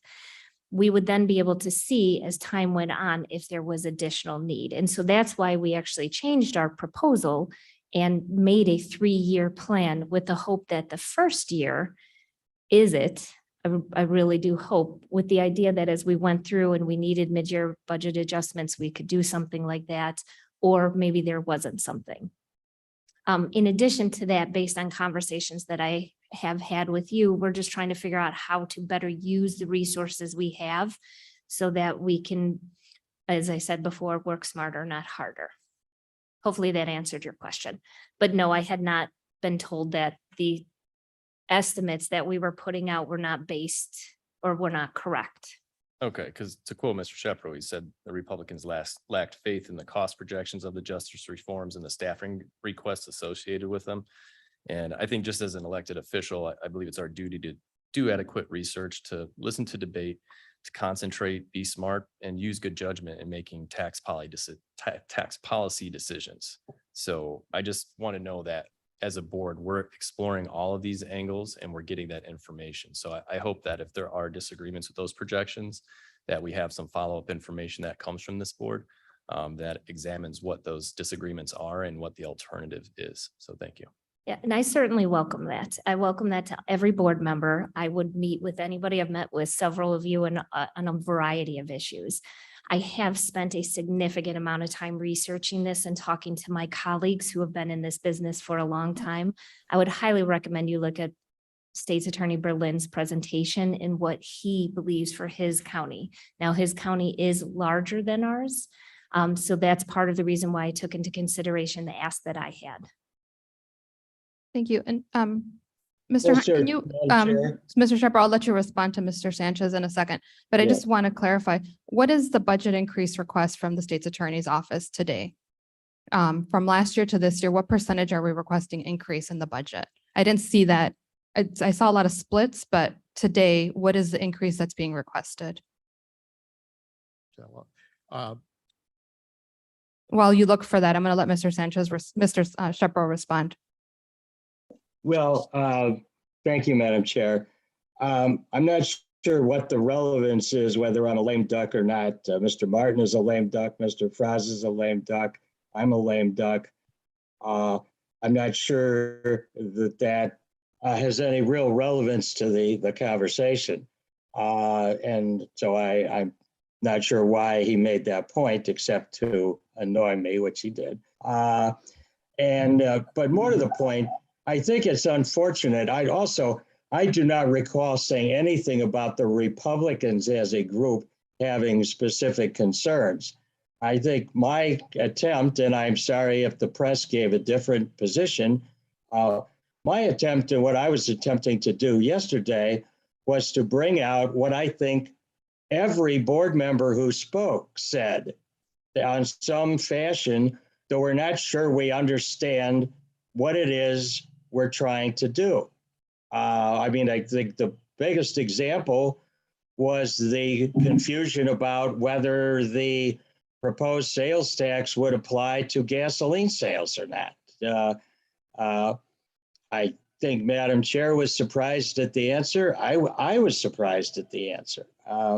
And I heard more than one board member on both sides of the aisle say, I'm not sure we understand what it is we're trying to say to the voters.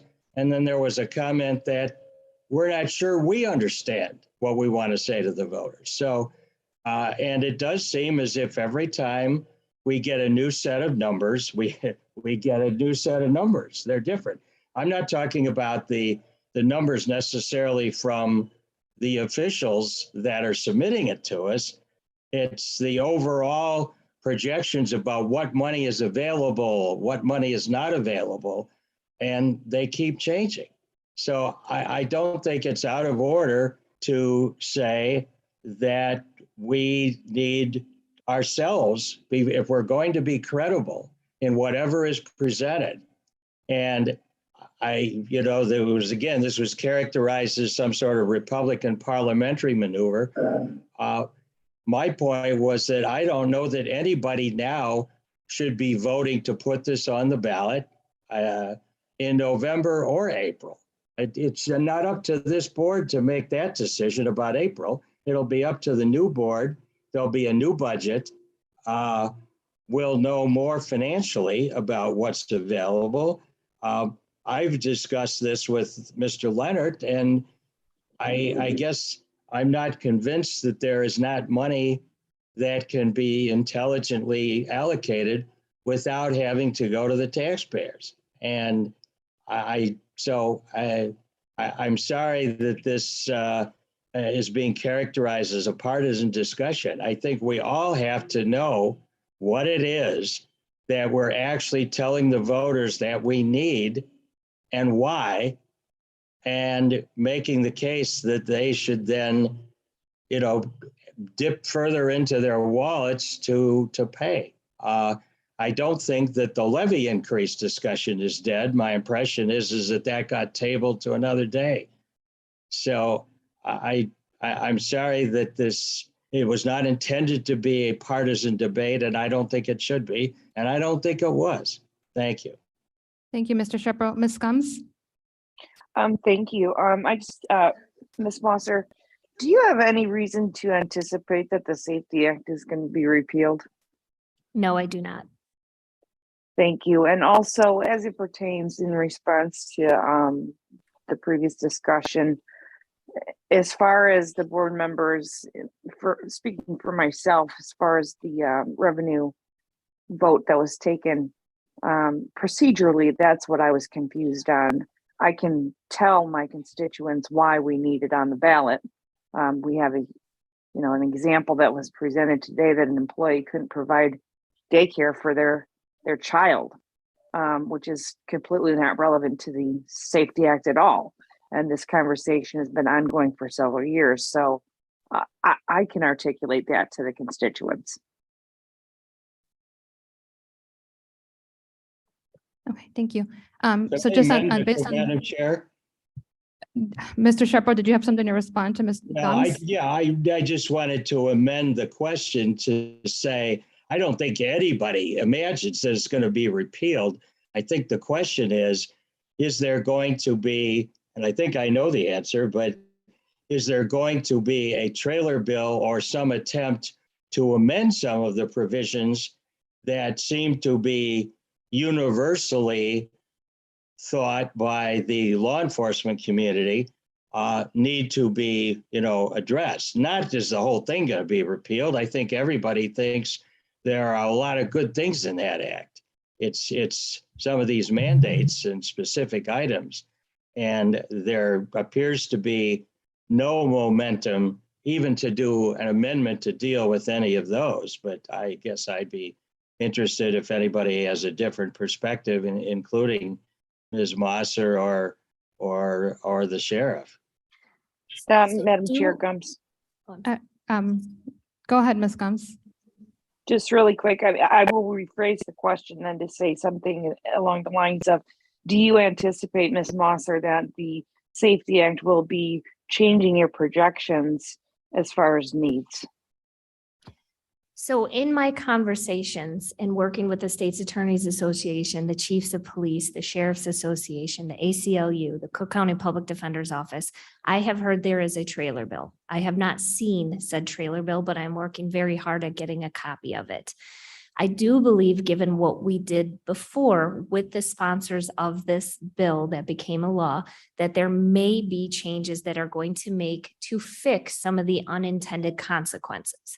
But I want to be clear to say that we are ending cash bail in Illinois. That will not change. How that looks will change so that the needs we have requested in terms of people will stay no matter what changes they make. Okay, thank you. I would agree. Mr. Hunt, the reason I wanted to bring this up, I just wanted to have a snapshot of what the request is from the state's attorney's office. And by looking at this, there's a request of 8% for increase in for raises. Am I reading that correctly? It is a change in the way the personnel is allocated as well. So there is no increase built into individual salaries, but the way the personnel have been reallocated, we talked about the teams and the vertical prosecution, and more has been shifted out of some of the special revenue into the general fund. We've got a number within our org chart, which was obviously fairly complex. There have been approximately 1.2 million changes since that was put together. We have a lot of moving parts in that office. And so you can see again on that same section, we have benefits that are reduced by almost $600,000. Again, has to do with the individual personnel that are assigned now within the general fund and the options that they chose as compared to what was budgeted when they went in. So that's a fair question, but it's not one that can be answered in like one bite. I can go back and give you a detailed schedule of all of the changes that accumulate to that amount if you'd like. Yeah, I just wanted an idea of what, I know these are, our departments are different than our elected officials when it comes to what they decide to give wages to their employees, but I just wanted an idea of what our elected officials are looking at for wage increases for next year, because I think we haven't discussed that yet for our own departments. So that was more of a reason I appreciate direction. that. And I can't speak for what Ms. Mosser is contemplating. I can only tell you that there is nothing built into the budget at this point. Okay. Okay, thank you. Go ahead, Ms. Chairman. Thank you so much for bringing that up. Just for clarification, Terry, there are no planned salary adjustments in this budget, nor are there any equity adjustments in this budget. Is that correct?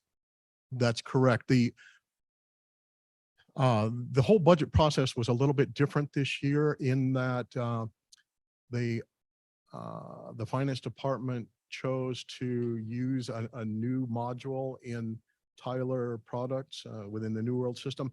And so they essentially grabbed a payroll from a specific pay period and used that as the start point, as opposed to what we had done in the past where we worked off of the amended budget and used a number instead of the actual breakdown. So there's going to be a little bit of moving part that is new for this year just because of the way that the budget is being pulled together. But there is no increase for, there's no scheduled increase. There are no parity increases built into this. We do have some new positions. 2 new part-time law clerks are in there. We've got an investigator and an admin built into those. So those are the new elements of the existing expenses, but nothing has been increased. The wages that are in place are the wages that were in place at the time that the sample was drawn, and any new positions that have been approved by the board already in FY22 are part of. Terry, could you lean into that mic a little bit more? Yes, sir. Better. Sorry. Thanks, Terry. Okay. And just to drill down, just so I get a full understanding, the new positions that are required by the Safety Act, have they been included in this? The portion that was from the original Safety Act discussion that I think Mr. Sanchez was talking about, we had worked with the various stakeholders and come up with a plan for what they thought was the entirety of the expense of the Safety Act. Then we went back and peeled that back into like a 3-year implementation. So the portion that is in the FY22 amended budget already includes 7 of the proposed 20 positions that were going to be in the state's attorney. In the new column, we have 13 new ASA or new positions relative to the Safety Act, not all the ESAs. And so the additional 13, because I know you needed a total of 20, the additional 13 are included in here. Yes. The column that says new revenues and the headcount adjustment there of 17 includes 13 from the Safety Act and 4 what we traditionally new positions. And they will be hired at market rate, I would assume. Well, so Competitive it would be market rate. great, except our market rate here in King County is lower than elsewhere. And so the problem is I have people that I've employed now at below the market rate. And if I start to do that for others, I will lose more individuals than I already have. Thank you. Is there any way, as you hand this out to us, you perhaps you'll have a time for, to add an additional column with your head count so that we know that the 14, is that correct, or 13 will be coming directly from the Safety Act, just so that we're aware of what those expenses are, just to line them out, just for our knowledge. Sure. This is a template that was developed probably not in contemplation of Safety Act. So it's easy enough to split that out, and I can, within a new column, I'll just create a column for the Safety Act. That 17 will be split between the 4 traditional new and the 13 Safety Act personnel, and then I can also split the wages and the benefits if That'd that be would be lovely. useful. I think that'd be helpful. Thank you. And Mr. Hunt, on this request, your commodities expenses, that is accounting your new, obviously 17 employees on top of what the normal expenses are. That's why there's a 30% increase. I'm not sure what commodities expenses are. Is that like the furniture, the laptops, the? No. Okay, so that's fair. Commodities are basically expenses that are consumables within the year. Office supplies, any number of things that don't have a capital nature. Software that is like a one-time. So there is an increase of relative to the new positions, but that does not include, you see we've got 25,000 in capital there. That's for a rough figure for office desks and furniture for the new positions. And in terms of capital, we don't have anything in our budget for the build out, but in the county's capital, it does include the discovery system. And I'm not even sure what the FRED machine, and don't ask me what that acronym stands for because I do not know. But those are part of the county's capital budget. They are relative to the Safety Act. In some cases, they are relative to existing statute in others, but they're not part of the state's attorney's budget in particular. And I know State's Attorney Mosser had mentioned a piece of technology that Mr. Ortiz was working on to try to speed up the process when it was reviewing safety camera, all that stuff. Is that included in the commodities expense, or do we have an idea of what that was going to Yes, cost? that's Okay. included in there. Okay, okay, perfect. Thank you. Okay, any other questions for our State's Attorney? Okay, so we will carry on here. Next item on our agenda is our judiciary and courts. Thank you, Mr. Hunt. You're welcome. Oh, public defender, I'm sorry.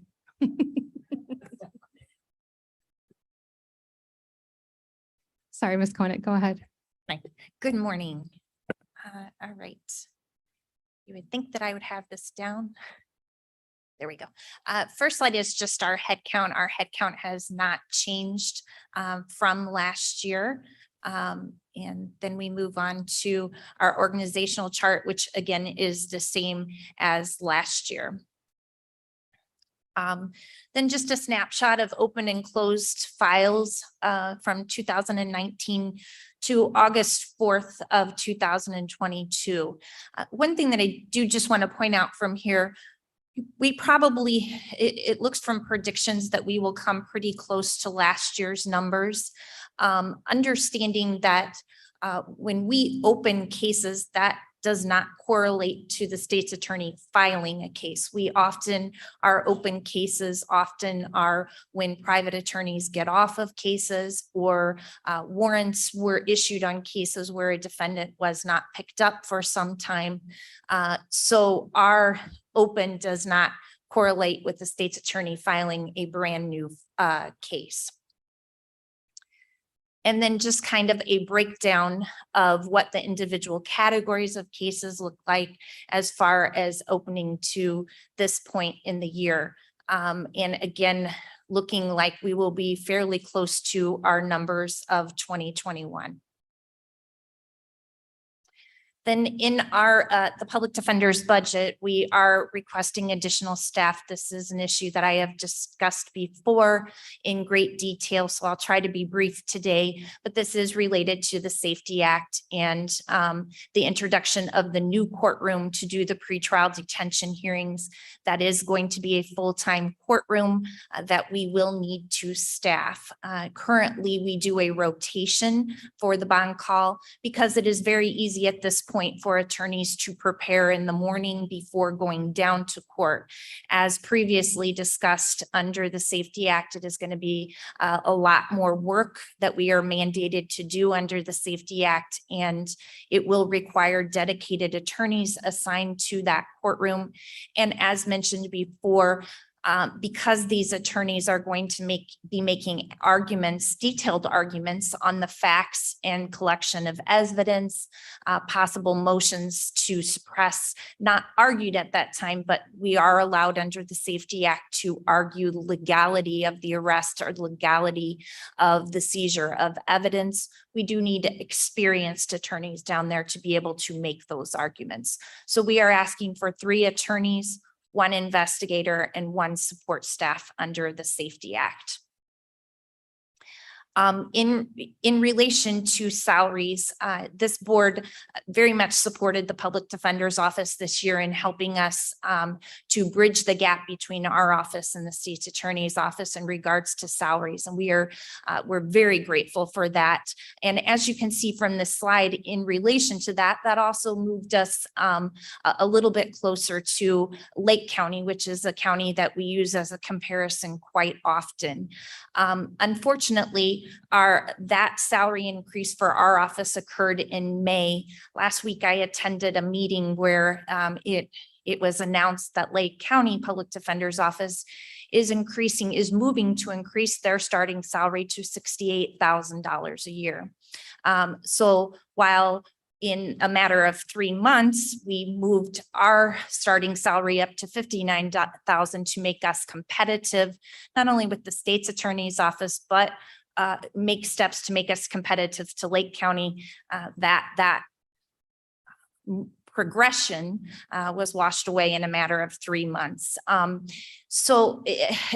Which relates to what I am requesting as part of salary increase going into fiscal year 23. As Ms. Guthrie indicated this morning, hiring people has significantly changed.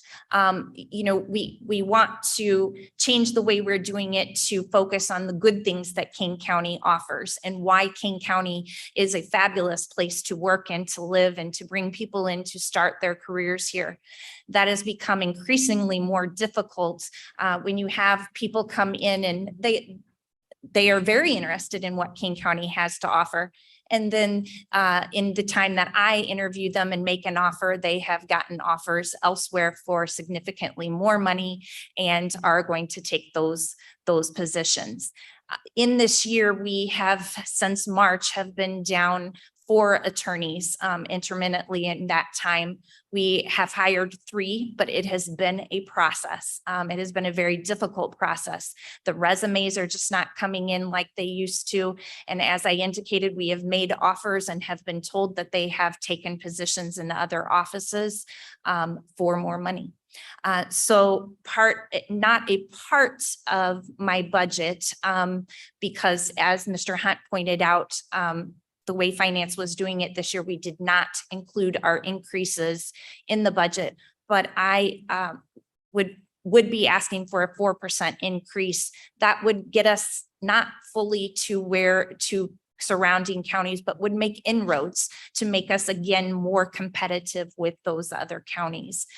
I do have union employees and they are in the 2nd year of their union contract. So that is a 3% increase for them.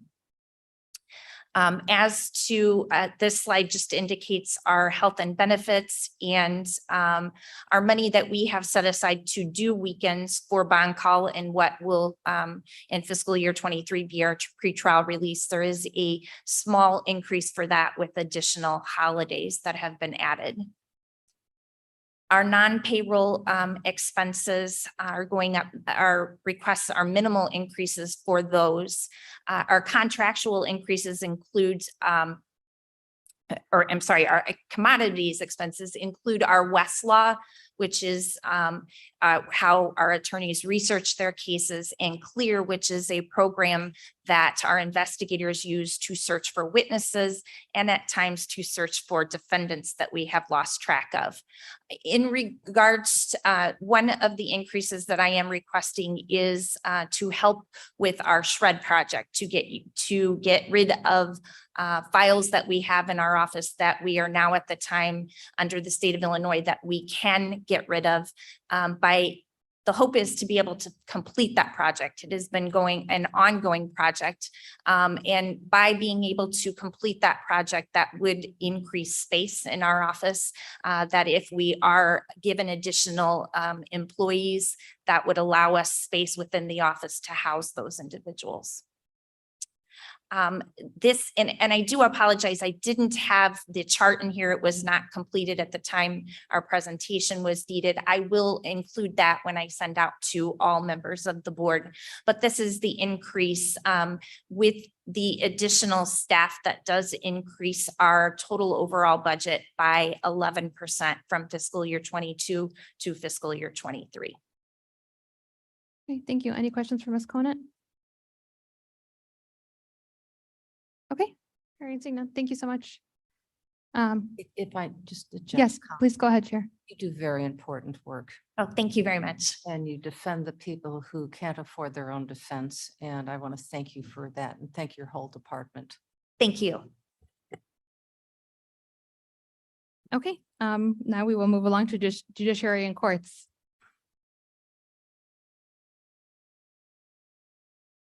Good morning. Morning. Andrew O'Brien, Deputy Court Administrator. I'll be doing the judiciary's budget presentation today.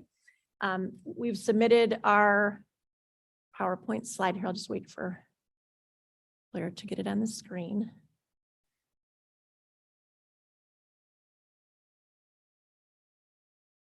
Okay, I will be brief. I'm just going to touch on the general fund revenue changes and then the general fund expense changes from 2022 to 2023.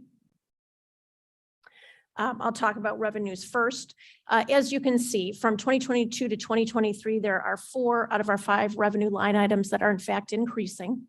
The only one that we have that is on the decrease that we plan on being lower is our mental health and specialty court fees, and that's because filings are down. From this slide, you can see that the 2 main increases in revenues are specifically from our judicial technology fine line item and our interpreter services reimbursement. Our judicial technology fine with a new revenue line item in 2021. In 2021, you can see that we received $215,379.50 in revenue. This year, we appear to be on track to receive roughly the same amount, if not a little bit more. The next line item that shows more of an increase is our interpreter services reimbursement. As you know, we restructured our interpreter services division. We went to overseeing with a coordinator and then a coordinator assistant in hopes that we could use and provide certified and registered interpreters only when we could. Not all languages have certified and registered interpreters, so we can't always utilize them, but for the majority of the time, we have increased the skill level, the quality of our interpreters. And because of that, the AOIC is now consistently reimbursing us for our use of certified and registered interpreters. So if you look in 2019, we started to see some reimbursement of around $44,000. You can see, whoops, sorry about that. In 2020, it went up to just over 97. In 2021, we were all the way up to 389, just shy of 390,000 in reimbursements. And this year, so far, we had received $259,500, but actually, as of yesterday, we just received a check for about 130,000 more in reimbursements. So that brings us to a total of 388,500 for reimbursements. We'll continue to use interpreters at this pace, so we're estimating at least well over 400,000 in reimbursements just for our interpreters. Next, I'd like to move on to our general fund expenses. The only changes we have are personnel and contractual services. Our commodities and capital has not changed. So I'd like to just briefly touch base on the contractual services portion first, and then I'll discuss the personnel changes. Juror circuit court, that slight increase along with our juror expenses is due to the fact that during COVID, we did not have jury trials. As we slowly moved out of it, we started to schedule jury trials, but there's still a backlog. So we anticipate that there'll be some additional expenses in 2023 for that reason. We're trying to catch up. Our per diem, that line item, actually, we're technically not asking for an increase in that line item, but finance had asked us to transfer from our line item 40310 under personnel, that amount to this line item to cover court reporters for weekend bond call and court transcripts. So it's actually just a move from one line item to another. Next, our contractual and consulting. As you can see, that's the largest increase we have in our contractual expenses. But as I had stated, we are using registered and certified interpreters, so they cost more per hour. So because of the use, the expense goes up, but there's a corresponding reimbursement and revenue for that. Next, our court-appointed counsel. They are continuing to have their workloads increase. The numbers of cases in child abuse and neglect have shot up drastically. So that gives them higher caseloads. So that slight increase represents an increase in their pay. Next, psychological and psychiatric services. I believe Dr. Singh is asking for 2 psychologists at the diagnostic center. They're short-staffed. Because of that, there's a backlog. Cases have to be referred out. And because of that, that is at a higher cost. It's harder to find people, I believe, nowadays. Some of the people who used to be able to do the work no longer is. So that's the increase in that line item. Next, judicial technology expenses. This is a new line item that we just had added in 2022 this year. It corresponds to the revenue line item listed above. And these expenses will cover costs of replacement of laptops that we have for our judges and certain staff, licenses for Zoom, now that we're doing a lot of work remotely via Zoom, our Adobe Pro licenses, and then potentially the echo cost for our local prosecutors. Employee training, slight increase. We hope to get our employees to do some professional development and additional trainings that they could not do during COVID. And then lastly, miscellaneous contractuals. We're going to try and shift some of the costs that come out of our regular contractuals, 50150, into this line item. So that is just kind of a movement of expenses, not necessarily an outright increase.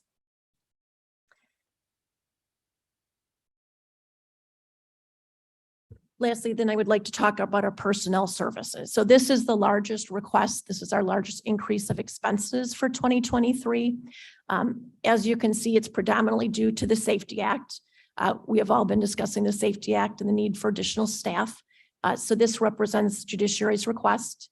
We're asking for 4 new positions in personnel. The first one is our criminal case coordinator. That individual is needed to evaluate our pretrial detention courtroom under the Safety Act to review cases and caseloads and coordinate case processes. And they would also utilize that individual for the rest of the courtrooms at the Judicial Center. As I think we've mentioned before, the Supreme Court came up with time standards. And because of that, we need to track caseloads and how long it takes from filing to disposition, and work on getting some of those cases moved through the system quicker as directed. The next positions are 2 full-time bailiffs. That is due to, once again, the Safety Act. We will now have a pretrial detention hearing courtroom that will be going on weekends that we will have to supply a bailiff for, most likely all day, Saturday and Sunday. With that occurring, we now need an additional courtroom for orders of protection. And I believe you're aware, we're working on getting our multi-purpose room converted to a full-time courtroom. So we would then need a bailiff for that courtroom as well. Lastly, the Judicial Facilities Coordinator. As most of you know, Doug, our court administrator, is retiring 1st of November. We had the National Center come in and do a study and an evaluation of his position. He's been here for quite some time, and he's undertaken a lot of roles and responsibilities. And to their surprise, more probably than he should have. So in analyzing our current processes and job duties for that position, they recommend a Judicial Facilities Coordinator, because a lot of Doug's time has been designated with regards to building management issues, with maintenance of the buildings, repairs.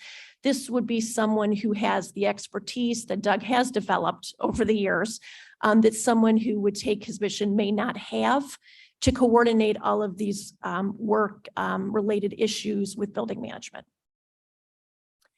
Next, another position is actually, we're asking for a transfer. As you saw today in Hallie's presentation, Cynthia Lorenzo, the library assistant, is currently under her budget. But as she stated, the filing fee effective January is reduced from 21 to 20, which will lower her revenues. So in order to assist her to be able to still fund programs and things that she would like to do, we'd like to transfer that position under judiciary. And that's the representing salary listed above. Third, we have 4 seasonal bailiffs that we have transitioned to full-time. We find with our court calls that seasonal is not enough, and to cover the courtrooms, we need to have 4 full-time bailiffs instead of seasonal part-time. And then we have put in the budget a 4% increase and some merit increases in hopes that we can retain the staff that we have.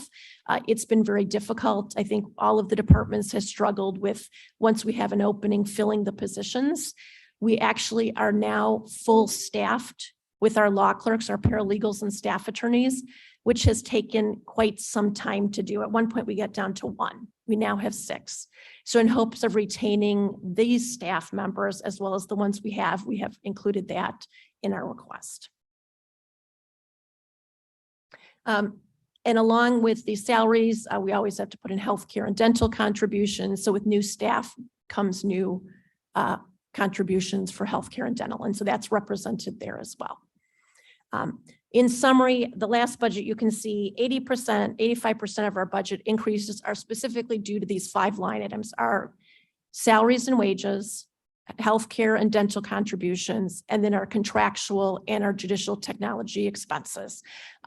However, the contractual services, they both have corresponding revenue line items, which will pretty much cover all, if not a majority of those expenses. And then the personnel expenses are related to the Unfunded Safety Act, where we have to cover our costs and get the employees that we need to cover the court. That is all. If you have any questions, I'd be happy to answer any of them. Okay, any questions? Yes, Ms. Pearl, go ahead. Oh, thank you. The Judicial Facilities Coordinator. First of all, Doug, thank you so much for taking on that responsibility. I think you probably grew into it and you were the default, and it grew. And your advice was always that you were the go-to man. So we appreciate that. And personally, I wish you lots of fun on your pending retirement. You'll be missed, but enjoy it. I know. So should this perhaps this specific position be coordinated and maybe be under the jurisdiction of building management? Have you spoken with Roger Fonstock about this? We have, and one of the issues that Roger has is trying to get people on board, which is probably something we would face at the same time. But the issue is, it's not that Roger's not trying to do a good job. He is. The problem is when there's a problem, and it just happened while we were sitting here, I got a judge complaining to me that the Kane Branch Court is filthy, that nobody has emptied the garbage, nobody's cleaned the public bathrooms, nobody's vacuumed the floor. And they come to me because I do something. Roger just doesn't have the people yet. And honestly, people have promised to fix many problems over the years, whether it's the board or different departments, and it's never been done. And I've got carpet that I installed back in 2013. It's never been shampooed. I can't even tell you how often it's been vacuumed. So I understand what you're saying, that theoretically it ought to work very well, but past experience has shown us it's not carried out in execution. So that's why we're asking for the position. And then if I may, what happens when you get the call that the garbage needs to be emptied, the bathroom needs to be cleaned? What happens at that point? There have actually been times when I and another judge have done the cleaning ourselves.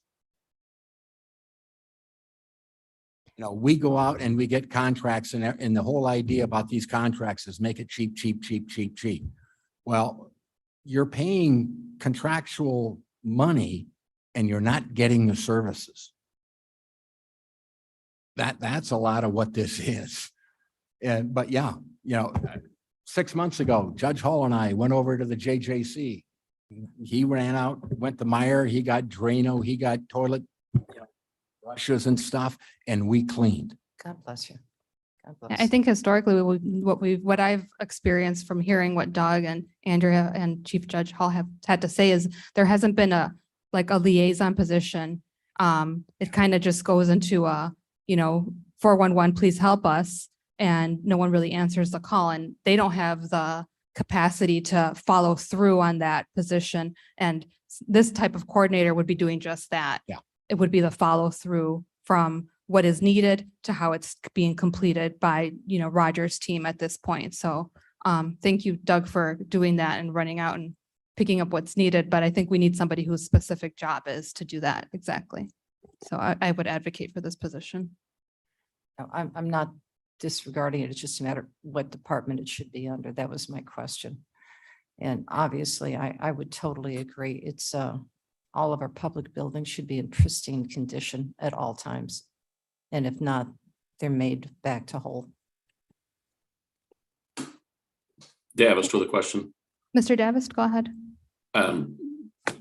Doug, thank you, and retirement well earned. You will be missed. That particular set of circumstances, which has gone on for entirely too long, I believe is exactly the kind of thing that Roger is trying to address. And I don't believe that his approach would exclude the buildings that we're talking about now. So I'm not saying no to this position, but I am a little curious as to whether or not Roger's effort doesn't include, this in the new structure.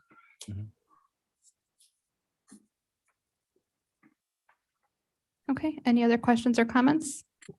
Okay, so we will move on. What's next? Judicial and technology sales tax. I think Roger couldn't be here for that. But is Charles on? Yes, I'm here. Okay. This one should be pretty short and sweet. There's not a lot of changes. I'll point out the two main changes to this budget. We are asking for an additional, it says 2 people here. It's technically 1.5, an additional web developer and half of a project manager. The web developer would help with some of the forms and work we're doing with the court system, getting things moved off of technology that is end of life and onto the new Laserfish format that's being used.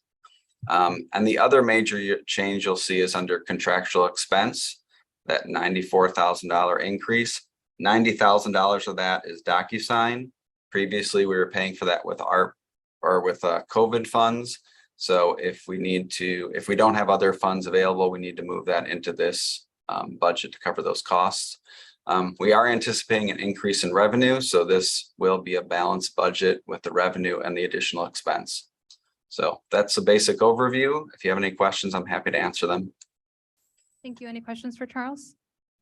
Okay, pretty straightforward. Thank you, Charles, for being here. All right, no problem. Thank you. Okay, so we will move on now to our Court Services Administrator, Ms. Ost. Good morning, or good afternoon. No, we're still morning. Good morning. Let's see. Oh, thank you. I'm not sure who controls. Oh, I control the slides. Cool.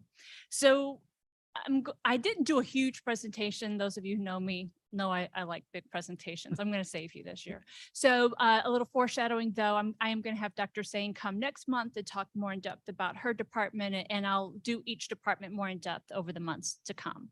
But just as a reminder, so court services, really we're 3 to 4 different main functions for the court. We do probation and pretrial, both adult and juvenile detention, which is the parallel of the adult jail, only we detain minors under the age of 18, and the diagnostic center. The diagnostic center is responsible for doing court-ordered evaluations. They do a lot of like fitness to stand trial. Did you understand your Miranda rights? For parents who are going through abuse and neglect court, what is your ability to do to be a good parent? They do those kind of psychological evaluations, and they make their recommendations right to the court. So they work on behalf of the court, and their workload is dictated by a court order. Altogether, My department supervises anywhere between like 5,000 to 6,000 people a year that we're regularly working with and regularly providing services to. As we've discussed in the past, we have about 4,000 arrests in the county each year. And so my pretrial department, we send text messages, we get in contact with those people, we make phone calls, we make sure that they come to court. So I apologize for this screen. And so let me say, I'm going to talk a little bit more in depth in a few slides down. Recently, I had my finance manager resigned and moved on to a much better paying position, and I'm very happy for her. So I sat down and I tried to figure this out by myself. And so Mr. Hunt is correct that finance has changed the way that they've done a lot of the data entry on our headcount, on our salaries and wages, and our benefits. And so I gave up because in the process of moving that information over to this year's budget, there were missed a couple of positions. There were included some personnel who've resigned 4 or 5 years ago, and I couldn't quite make that reconcile. When I look at the salaries that I think I need about 500,000 more than what was entered through the finance department. They're aware of that. We've been emailing back and forth. I've identified, it's about 5 positions that I think were off. We've identified those and we've begun the process of reconciling that and making that right. So I apologize that this presentation was due before we could finalize all of that because they just got to our budget last week. So that should be finalized soon. But that 500,000 isn't as bad as it sounds. And I'll explain that later because as Mr. Leonard and I have had this discussion many times over the years, with our turnover rate, there's actually an embedded savings in that as the new employees start at lesser salaries and then that carries forward. So I've identified that really it's only off by like 135,000. And I believe that we could actually probably make that up, but I just want to be transparent with that. And then as the commodity section though, that non-payroll expenses section is accurate. And I do believe that that is an accurate reflection of what we need to do this year. So when you look at our budget overall, as with other departments, 89% of our budget is personnel. I do have more commodities and contractual than other departments. That is for sure, because the JJC, which is juvenile detention, they house minors. So they have things like clothing they have to buy, food. The JJC has to pay its own water bill to the city of St. Charles. My contractual are things like the psychological evaluations that we have to subcontract out for, psychological evaluations that the mental health court needs, our medication compliance monitoring, things of that nature that it takes to run a specialty court. ASA Mossers referred earlier to the fact that we do really house the budget for the specialty courts. And so a lot of those needs are captured within commodities and contractual. However, you can see by far our largest expense categories are for salaries. So I'm going to talk a little bit about each section. This is the pie chart of where our budget goes. For the Juvenile Justice Center, that budget there's a lot that goes into that budget. This year, a lot of you recall 2 years ago, we got a surprise that our medical vendor had increased the cost of that contract by a few $100,000. And so we did a lot of scrambling and we reissued RFPs and we tried to come up with creative funding or ways to get those needs met. Just foreshadowing that that's happening again this year. We have to issue an RFP, those contracts in this year. That's not accounted for in here. If that cost becomes substantial, we'll do again this year what we did that other year, which is come forward with a resolution seeking an adjustment, a budget adjustment. But at this time, that's unknown because we've just begun the process. As well, I need to give you foreshadowing that our union contracts are up this year. And so I don't know what that looks like. The union contract ends at the end of November. And so this budget does not reflect any personnel raises at all. The only raises that are included in my proposed budget are for my support staff who are under the Ask Me contract, but that's only 11 staff. So my department has about 200. I'm asking for 196, 195 head count. So that amount will have to be reflected somewhere, but it's not in this presentation. When I look at juvenile placement, I had a lovely meeting with Madam Chair recently talking about the number of juveniles who are so significantly challenged in their home, either with parents who may have been found not to be or needing assistance to be good parents and having their own significant issues that they need therapy for, having kids who are displaying aberrant behavior and they need to go to some kind of residential treatment to be treated for what their emerging behaviors and mental illness issues may be. We have not so far used any money from that juvenile placement. And as you all know, who've been here for many years, court services always gives back money at the end of the year.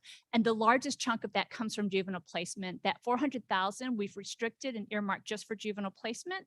And when we don't spend that amount, we always give it back to the county. So that's what that is. And that remains the same going forward into next year. Although I will give the caveat that we've got about 6 kids who are currently going through the court process that we have given notice that are being considered for residential. It doesn't necessarily mean that they will be placed, but it does mean that their barriers to living in the community are so significant that we have to look to do something with them.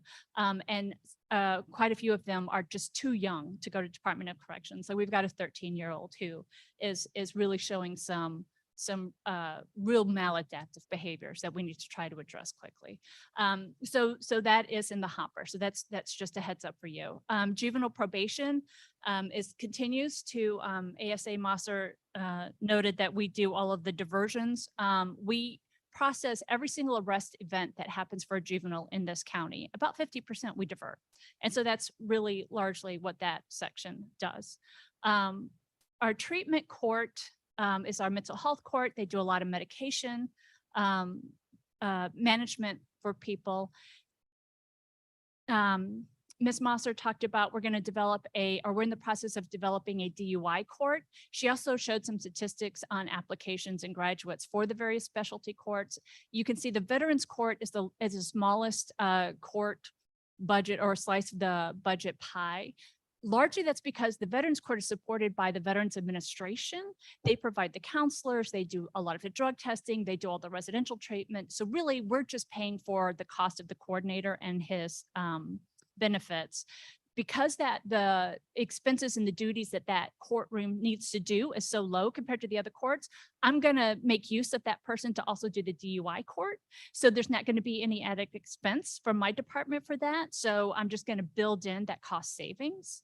For the pretrial services, we've discussed that. We expanded that in 2016. So the cost or the impact to my department is going to be minimal for the implementation of the Safety Act. I do have a slide later on where I talk about the 6 positions that I'm asking for. Foreshadowing, I think I've got a way to pay for 4 of those. So we'll get there. And then the diagnostic center, I'm asking for 2 staff for them. And as a kind of snapshot, that's about what the department does. Our sources of revenue. And so we don't really talk about this explicitly. So I want to be, really upfront about where the revenue comes from court services. We're a little bit different than a lot of departments in the county in that so much of what this department does is actually in part subsidized by the state of Illinois. And so that orange slice up there, that AOIC reimbursements, what that is that's the Supreme Court reimburses the county after you do an outlay and expenditure on salaries. So even when we talk about there's no raises built into this budget, a good portion of any raises that this county gives or that result from the contract will be reimbursed by the state of Illinois. And so the state of Illinois has 2 different ways that they reimburse certain categories of people. And so right now we have 87 people who are grant and aid. That means that they reimburse the salaries, but not the benefits. We have 13 people who are pretrial, and that's again, the state of Illinois reimburses the salaries, but not the benefits, and the 51 salary subsidy. So they give you $1,000 a month on behalf of that person. And I'm going to talk about that more explicitly in a minute. And so the sources of the funds is that after we add up all of our revenue, all of our reimbursements, as well as reimbursements in juvenile detention, we call those intergovernmental agreements. Just like the sheriff is proposing to take on people from Kendall, we take on minors from 6 or 7 different surrounding counties, and then they pay a portion of our operating expense back to the county in the form of reimbursements for holding those minors. We're in the process of looking at the cost of juvenile detention because the cost to run detention did go up because of the medical contracts as well as some of our mental health needs. We are reevaluating that and we'll be going back to our partners to increase the per diem. So that amount that is coming to the county for detention IGAs will go up. But I don't have that figure yet because we've only begun the negotiation process. So that's in flux, but I will come back to you and let you know. We'll amend the budget so that that's reflected in the budget and so that you'll know what that increase is. Now that awaiting notice of increase of 114,000, this is part of my foreshadowing. And I think that, well, the state of Illinois has agreed to reimburse two additional positions at the JJC. And so that's what that is. They have notified me that they are going to reimburse for those. I just haven't gotten the official notice of what the bottom line looks like, but that their intent is to do it. And then additionally, I will say that the grants up at the top, that's a federal grant that our drug court receives. Okay, so this is the reimbursement type from the state of Illinois. It's my little graph I built. I think he looks like a little staff from Star Trek. I like him. He's fun. So on the grants and aids positions, you can see that King County only pays the cost of benefits on an employee. It's around 23% or so of the total cost of an employee. So when we're talking about a cost share employee, really the state of Illinois is picking up the bulk of the cost of that employee. On the salary subsidy, they're only paying about $1,000 a month. That works out to be about 18% of the cost of an employee. I've tried really hard. In 2016, you all know that we did a big push to expand our pretrial services, and all of those employees were grant and aid. Since that time, we've not added any positions that are salary subsidy, and I've been working hard to change our salary subsidy into grant and aid positions to maximize our revenue. So the requested new positions. So 2 mental health clinicians we have already added to the JJC. Okay, so this is because as you all recall, part of the increase in the medical contract was that the medical provider was providing mental health clinicians. We went out in an RFP, we broke out the mental health from the medical contract, and we subcontracted with a local provider. That local provider, because of the Great Resignation, is also having staffing issues. And so they were not able to meet our needs. So we no longer have that contract. We discontinued that contract and instead we hired 2 people. At the same time, one of our mental health providers left to go to a new position working from home, which is awesome. Good for her. And so we took an existing manager and moved them over to be head of the mental health section. She's a licensed clinical person. And then we brought in 2 mental health clinicians. So the AOIC has already agreed to fund their salaries. I would just need the benefits from the county. So I've begun talking to finance, and I was going to do the resolution today, but I decided not to because it's a long meeting. So the $35,000 that we were paying to the vendor, since we're not paying that to the vendor anymore, that's now left in the general fund, so that can be used towards their benefit portion. So there's no really net increase there.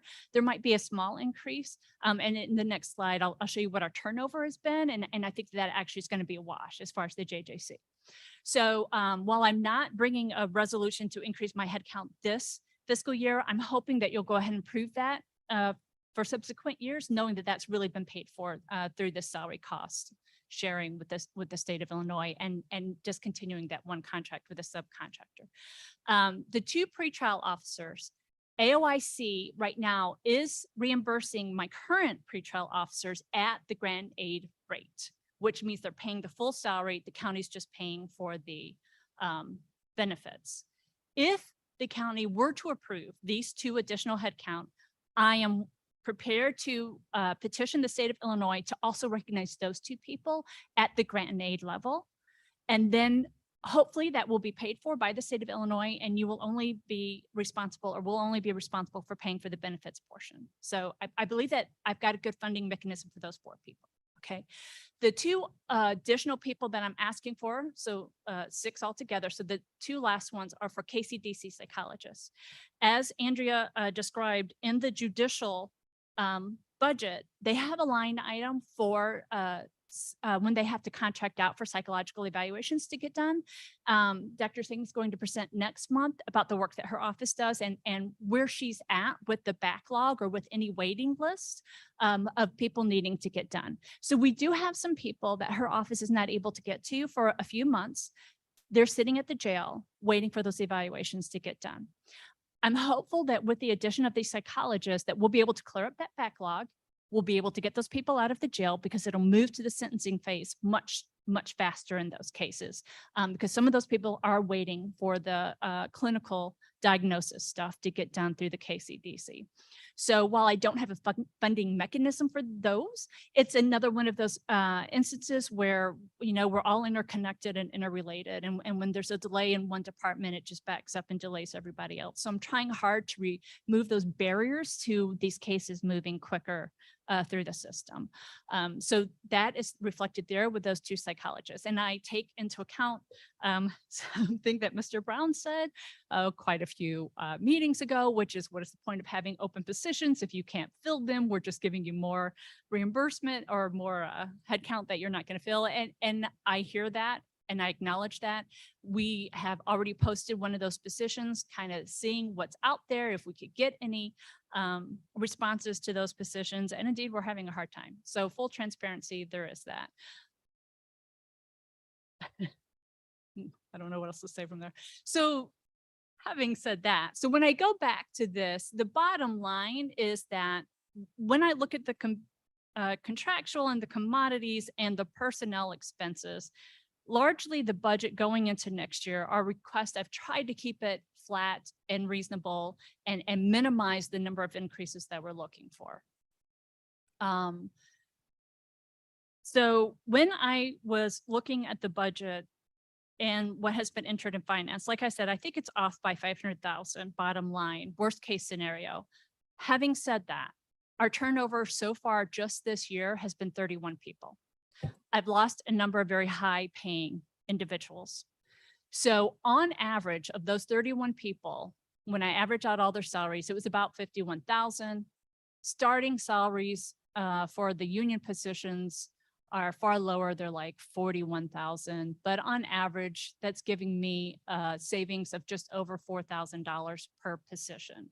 So that $4,000 per position savings then goes into next year, right? Because next year, they're still going to be $4,000 lower than they would have been this year. So that's an ongoing permanent savings. The temporary savings is because when I hire new people, they don't qualify for benefits for 3 months. It takes me a month or 2 to fill that position, even at the line staff level.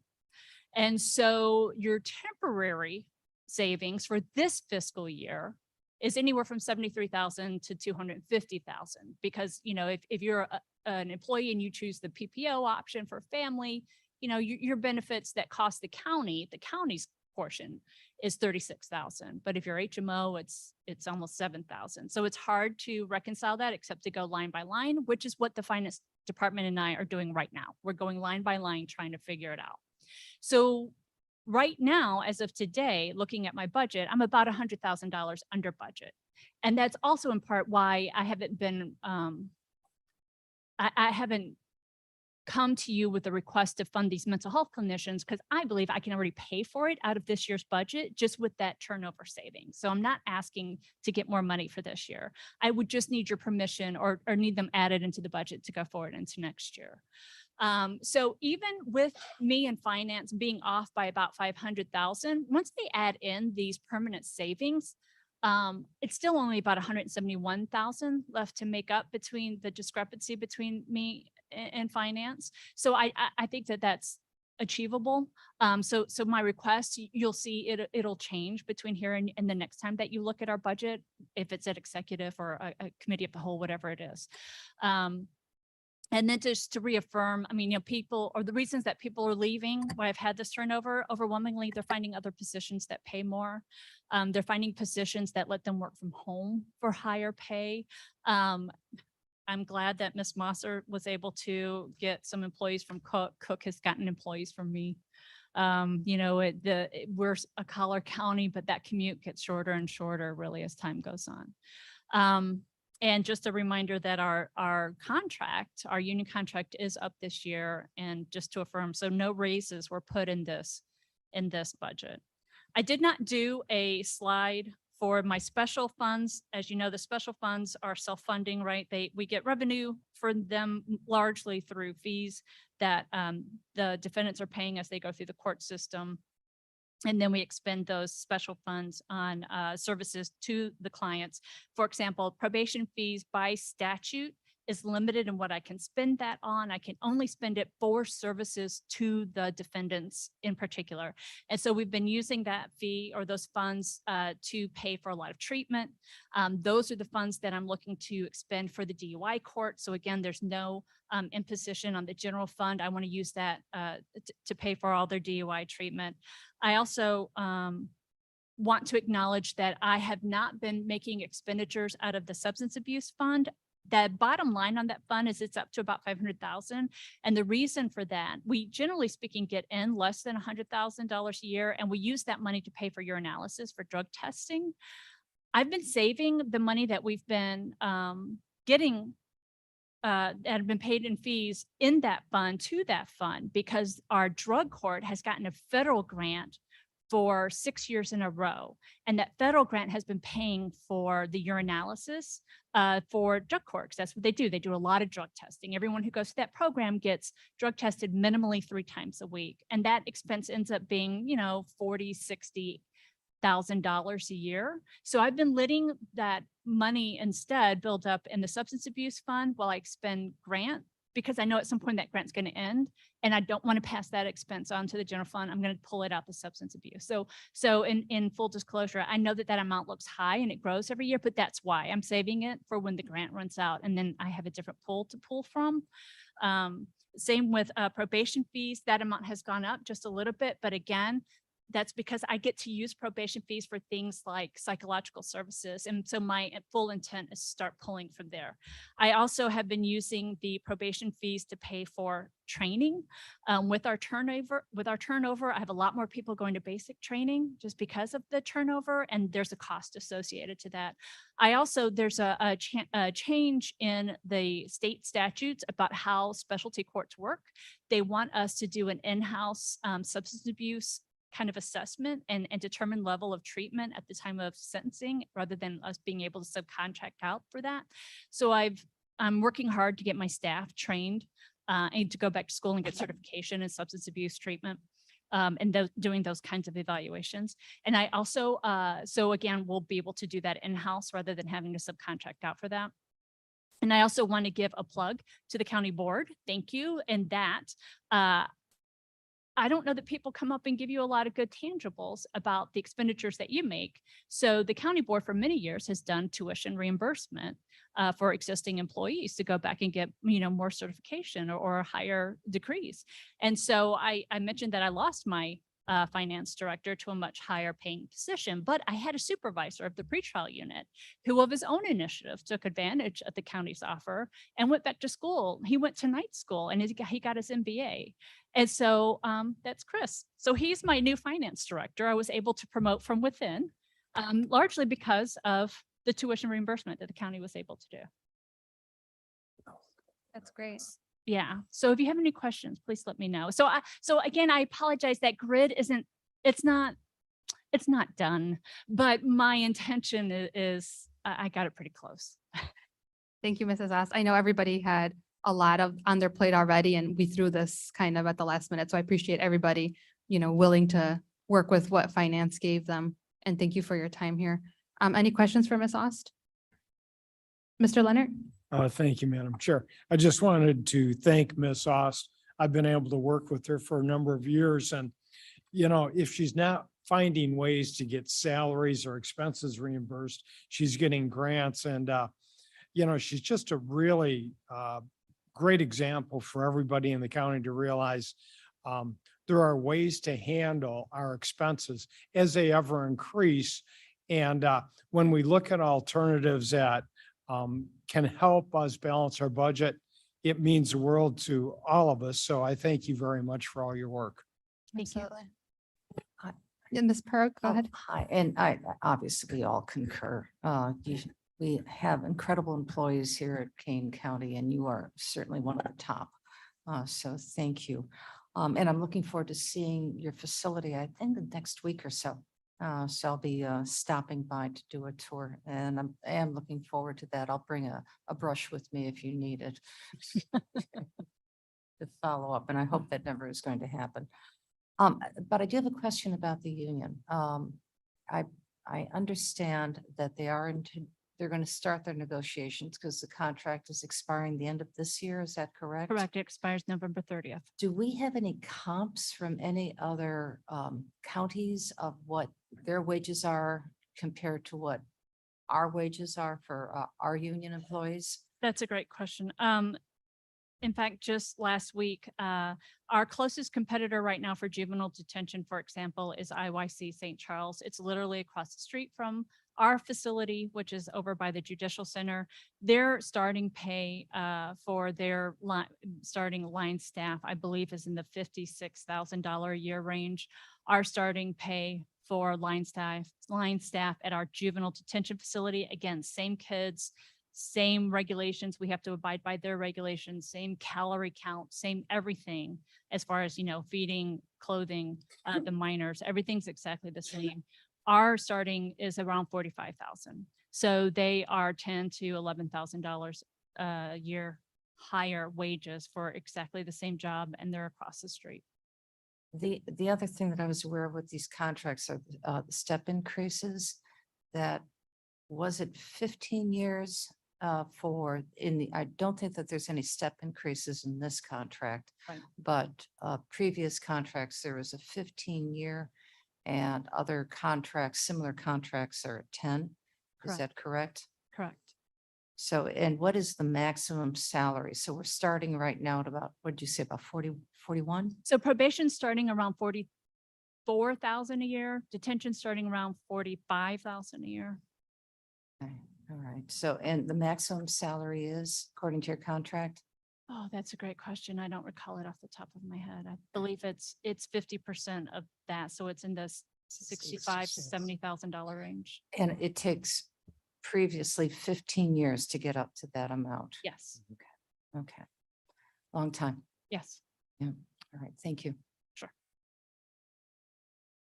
Okay, thank you. Any other questions for Ms. Ost? Okay, so we will move on. Thank you. Circuit Clerk Barrero. Okay, wake up, everyone. Karen is going to pass out some, my presentation because what we submitted, I realized was incorrect. We had the same issues that Lisa had with our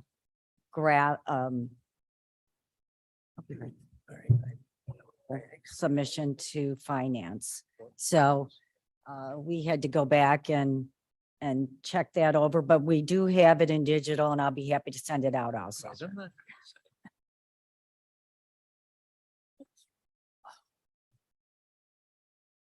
Okay, let me see if I remember how to use this. Okay.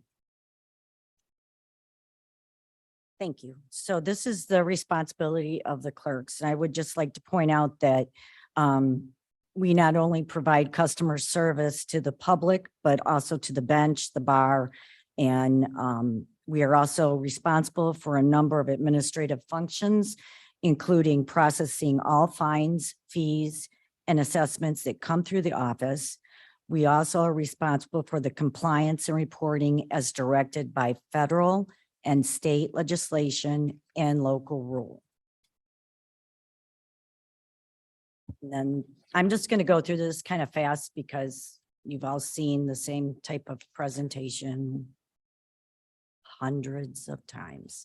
So we go here to our highlights and goals. I would just like all of you to kind of read through all these. We've accomplished a lot in the past year, and we continue to increase what our knowledge in the staff and throughout the courts.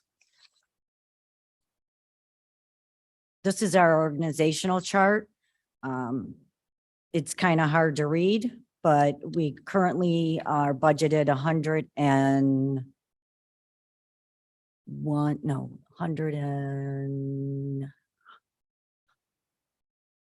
pardon me? 110, but we're currently at what, how many staff do we have? 102? I believe 102. But again, we have a lot of vacancies, just like Lisa and public defender and state's attorney.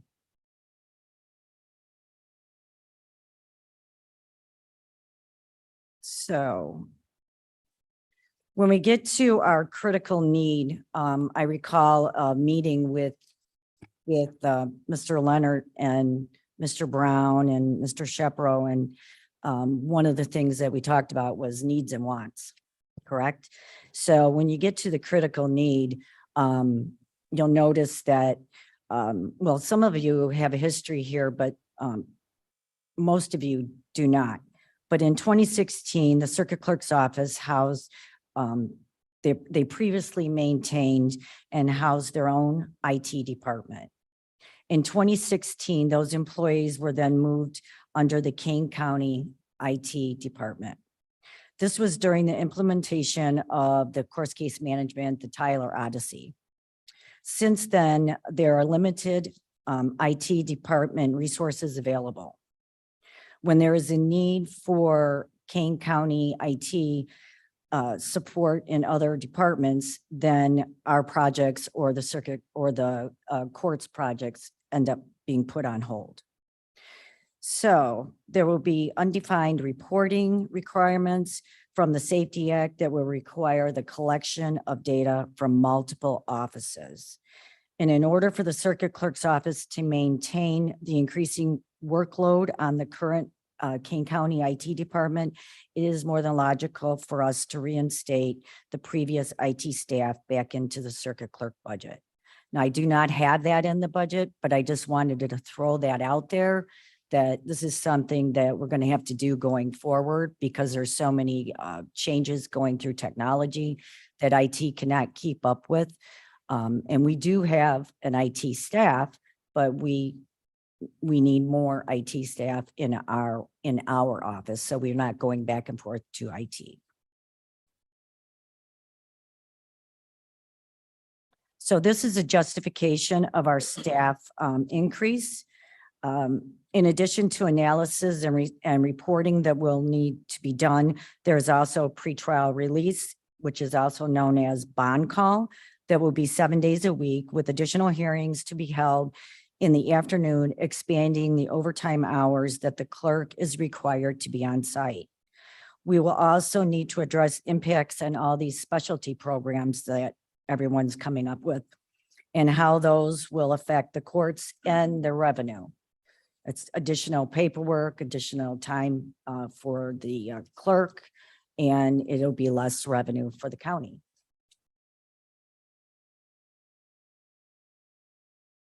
This slide actually is so much easier to read than the final slide that is what the finance department wanted us to put into our budget. But this is a slide that my CFO compiled that shows our what you're asking earlier, the percentage of what our increase is. Now, if you notice, our percentage is 23% higher for expenditures. That includes the 9 staff members that I am asking for due to the Safety Act. But you have to understand that revenue has been down. And we did not want to project a higher amount of revenue like my predecessor did in 2018 or 2017. And the county was scrambling, looking for that revenue that was never going to come in. So what we did was we based it on what our revenues have been this year. And if you look at this, it's pretty sad. We are less than half monthly, daily coming into the county. This isn't just revenue for our office. This is revenue for the whole county. So you really need to understand that also. Since COVID, the dollars are just not there. Since Zoom, the dollars are just not there.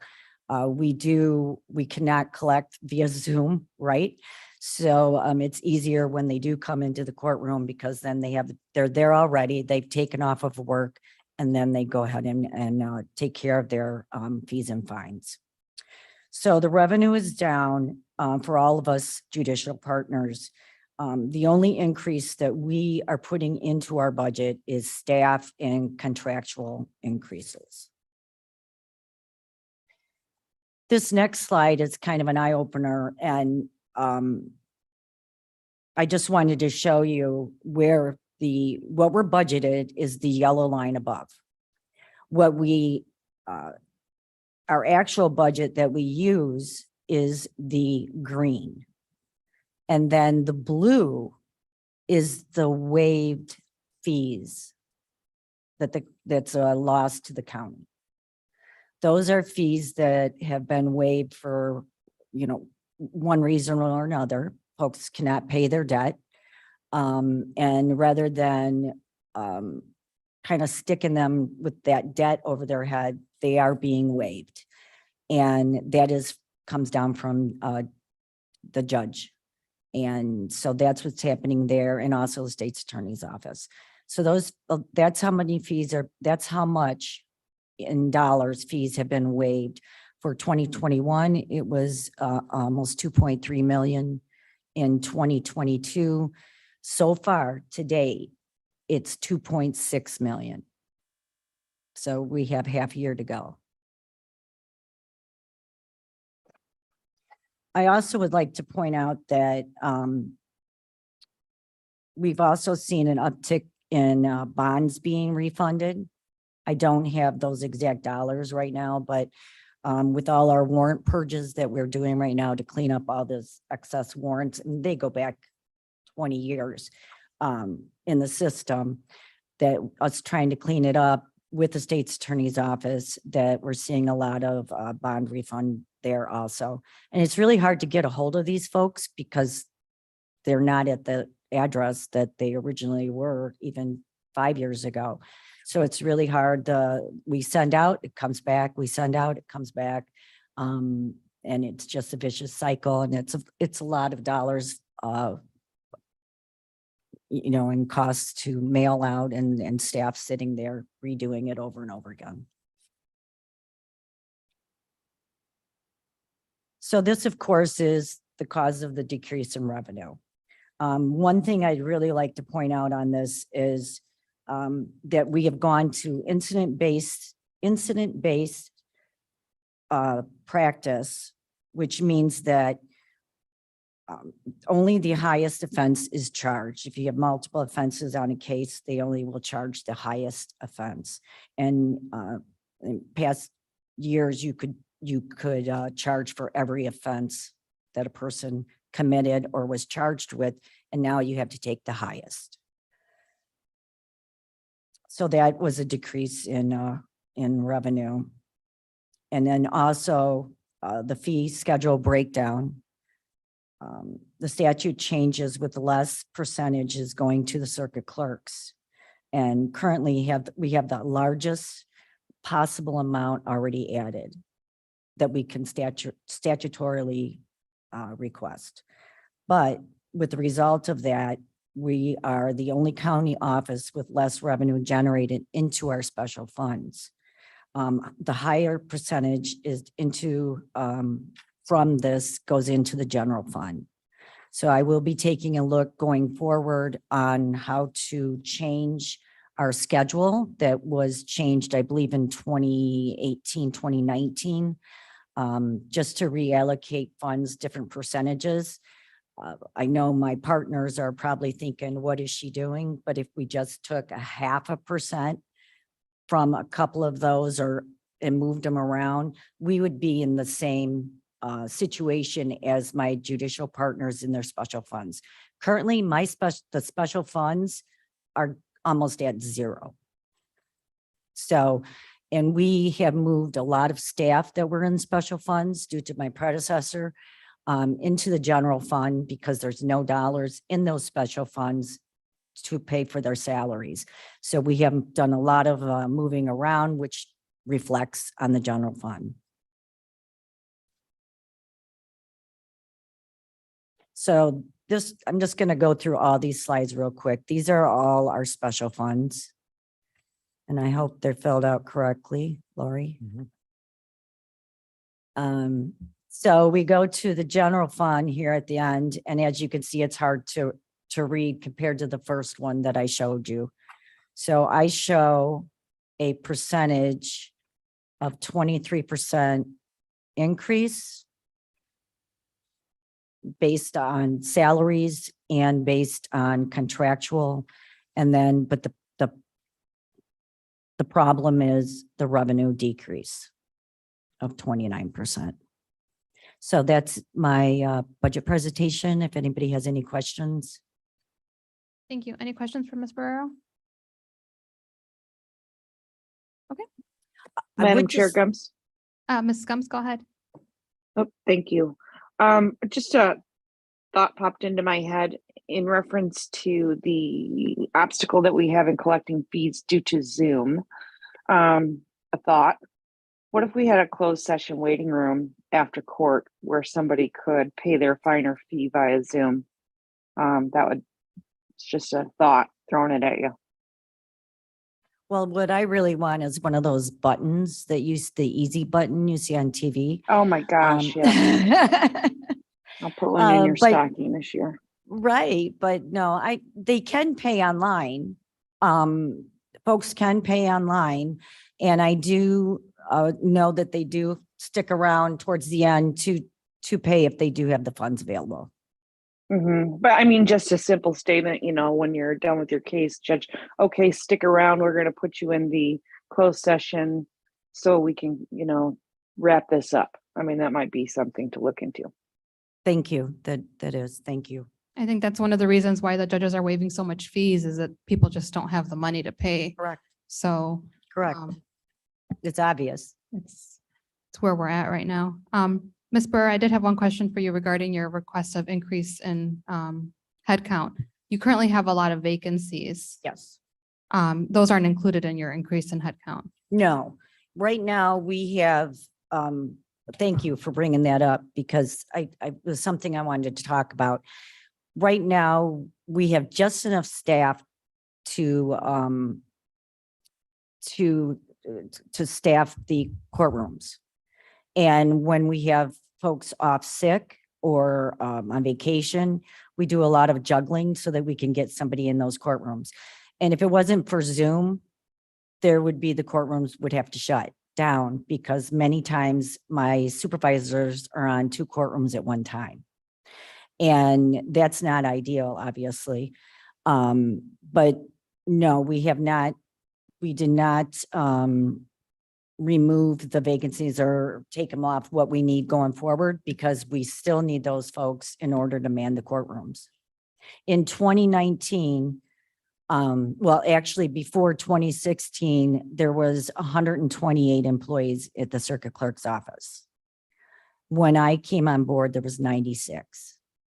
And that was including whatever vacancies they had. So it's been a constant of removing individuals, removing employees, and to save money going down the road. They've given back $1 million plus every year from the circuit clerk's office back into the general fund.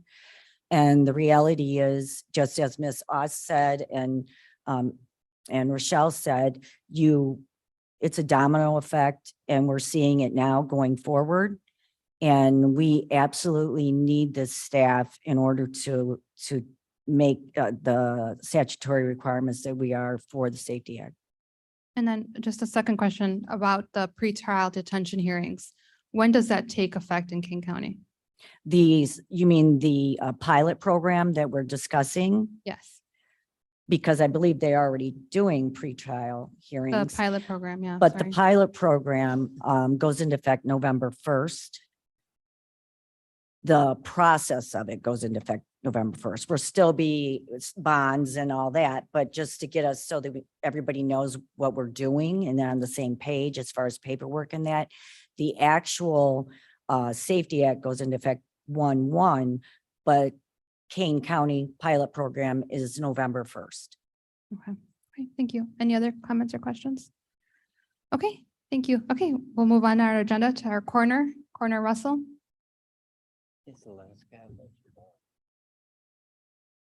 Good afternoon. We did it, yay. Yeah, great. Oh, thank you. Thank you. Everybody looks a little bit, let's go ahead and stretch yourself out a little bit. And I know rigor mortis when I see it. You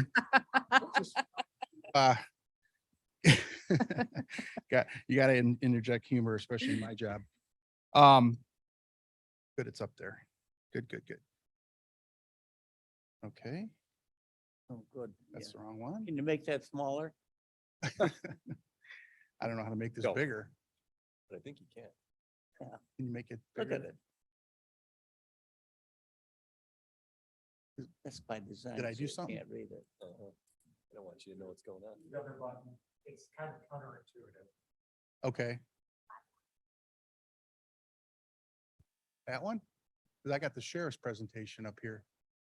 There we go. Okay. What's So that? this one. Okay, got it. Okay. All right. So we're, yeah. Yeah. Okay, basically, this is going to be a quick one. I'm hoping everybody got Oh, that's. the budget detail from the special fund and the general fund, because this whole presentation is based off of this. I did not include it in the presentation because I figured you guys would have it. So hopefully you do. If you don't, let me know and I will send it to you. But I thought the finance would take care of that for you. So when we're talking about the coroner's office, again, we only have two funds that we issue our expenses and revenue from, and that's the general fund, and then we have a special fund. So we're broken down into two accounts. Obviously the general fund is a tax-based fund, and the special fund is the revenue which is created majority from the cremation fees that are $50 for each cremation. So it's a substantial amount of money though. So talking about the general fund. The general fund, we're talking mostly about autopsy and personnel. And as far as the general fund is considered, I'm only asking for about a 4.66% increase from the 22 budget. Our autopsy related expenses are all, it's from that statute. We talk about that it has to come from the general fund. And personnel, obviously, with internal control and also the union contracts that happen. They are negotiated and they fall. Okay, let's see. General fund, again, we're about 65% of our general fund is from salaries and wages. And again, most of that is union negotiated and basically needs to happen because I personally can't investigate 4,000 deaths a year. I need to have people help me do that. Second, autopsy related expenses. We're talking about our forensic pathology fees, our toxicology, specialized testing. Sometimes we have to send organs out for special testing. We have some morgue assistants that are within that as well. And again, that if anybody would like any specific or broken down even more what those are, I'd be happy to provide that for you. And thirdly, out of the general fund, we're talking about coroner training, vehicle maintenance, fuel, those kinds of little things. About 2% of what comes out of the general fund. Coroner training for myself is mandated 24 hours a year, 24 credit hour, whatever they, about 24 hours of training is mandated a year. The deputies training, I think it should be mandated, but I don't know whether it is. So we take that out of our special fund. So important to point out that most of our commodities come out of the special fund already. Basically, when you're looking at the general fund and the tax base, the general fund, these three things are basically what comes out of that. So the great news is that our general fund from last year is on track. I gave you a little bit of history there from 19, and I could go all the way back to 12 when I first started, but it was the same story. You know, we requested, well, that's hard to say, especially at the end of the day. We requested a certain amount X, and then we were given X minus whatever, and then our actual expenses were X times 2 or whatever it might be. And that happened obviously up until this year. And last year, you all provided what we needed, and I'm happy to report that we are on projection to be on budget. If you look at page 19 of this packet, it shows that we're about 60, what is it? About 61.44%, and we're about 66% of the year. Now, also, I need to, not all of our expenses at the end of the year they're going to carry over, because it takes a little time for those expenses to, they're in arrears kind of. So I understand that's good that we're at 61% rather than at 65, if that makes sense, because at the end of the year, it will catch up. So we are on track, and it is every intention of mine to be on or under budget this year, which is a great thing. Let's see. So thank you. Thank you all for funding us properly for the first time in 10 years. I appreciate that. So we'll talk about the special fund. The special fund was created several years ago in the legislature to help fund coroners in regards to upgrades in science, forensics, equipment, whatnot, because there was a common theme that a lot of the coroners weren't able to get the types of equipment and whatnot that they needed to perform their statutory duties. So this fund was, again, it's created from a cremation fee that we have to, in order for a funeral director to allow a cremation to happen, they have to get this permit from us, and it's $50. So we do a real good investigation to make sure there's nothing at all, because as I always say, it's so final, cremation is so final that you can't just add water and test later. So that's the reason that permit fee is there. We get our commodities and usables from this special fund. What exactly comes out of the special fund? Historically, our special fund, we actually wind up getting more than we actually thought we would historically.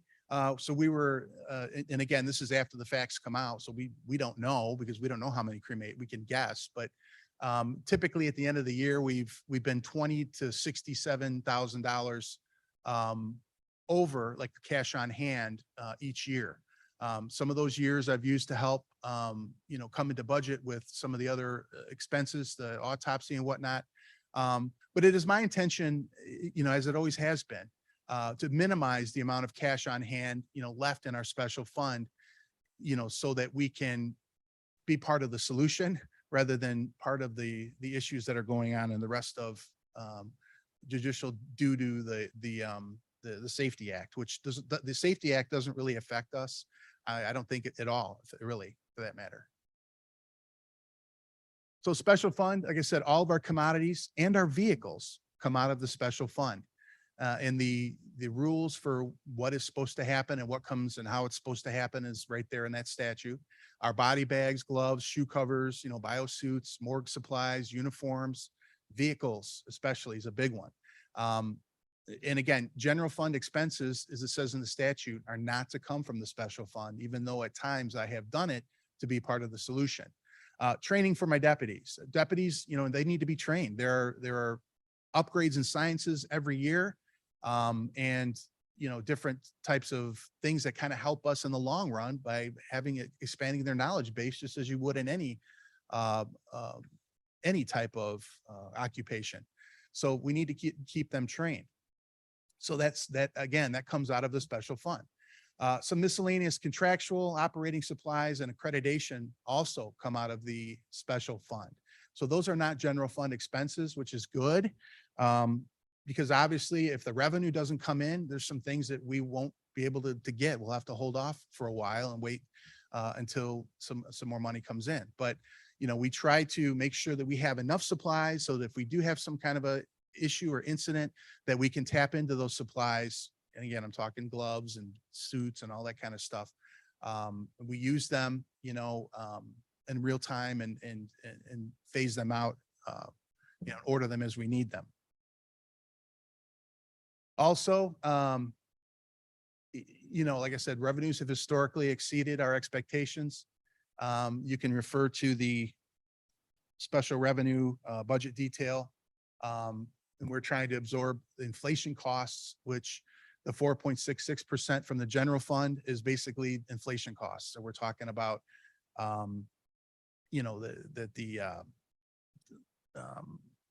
the forensic pathologist, gets a raise.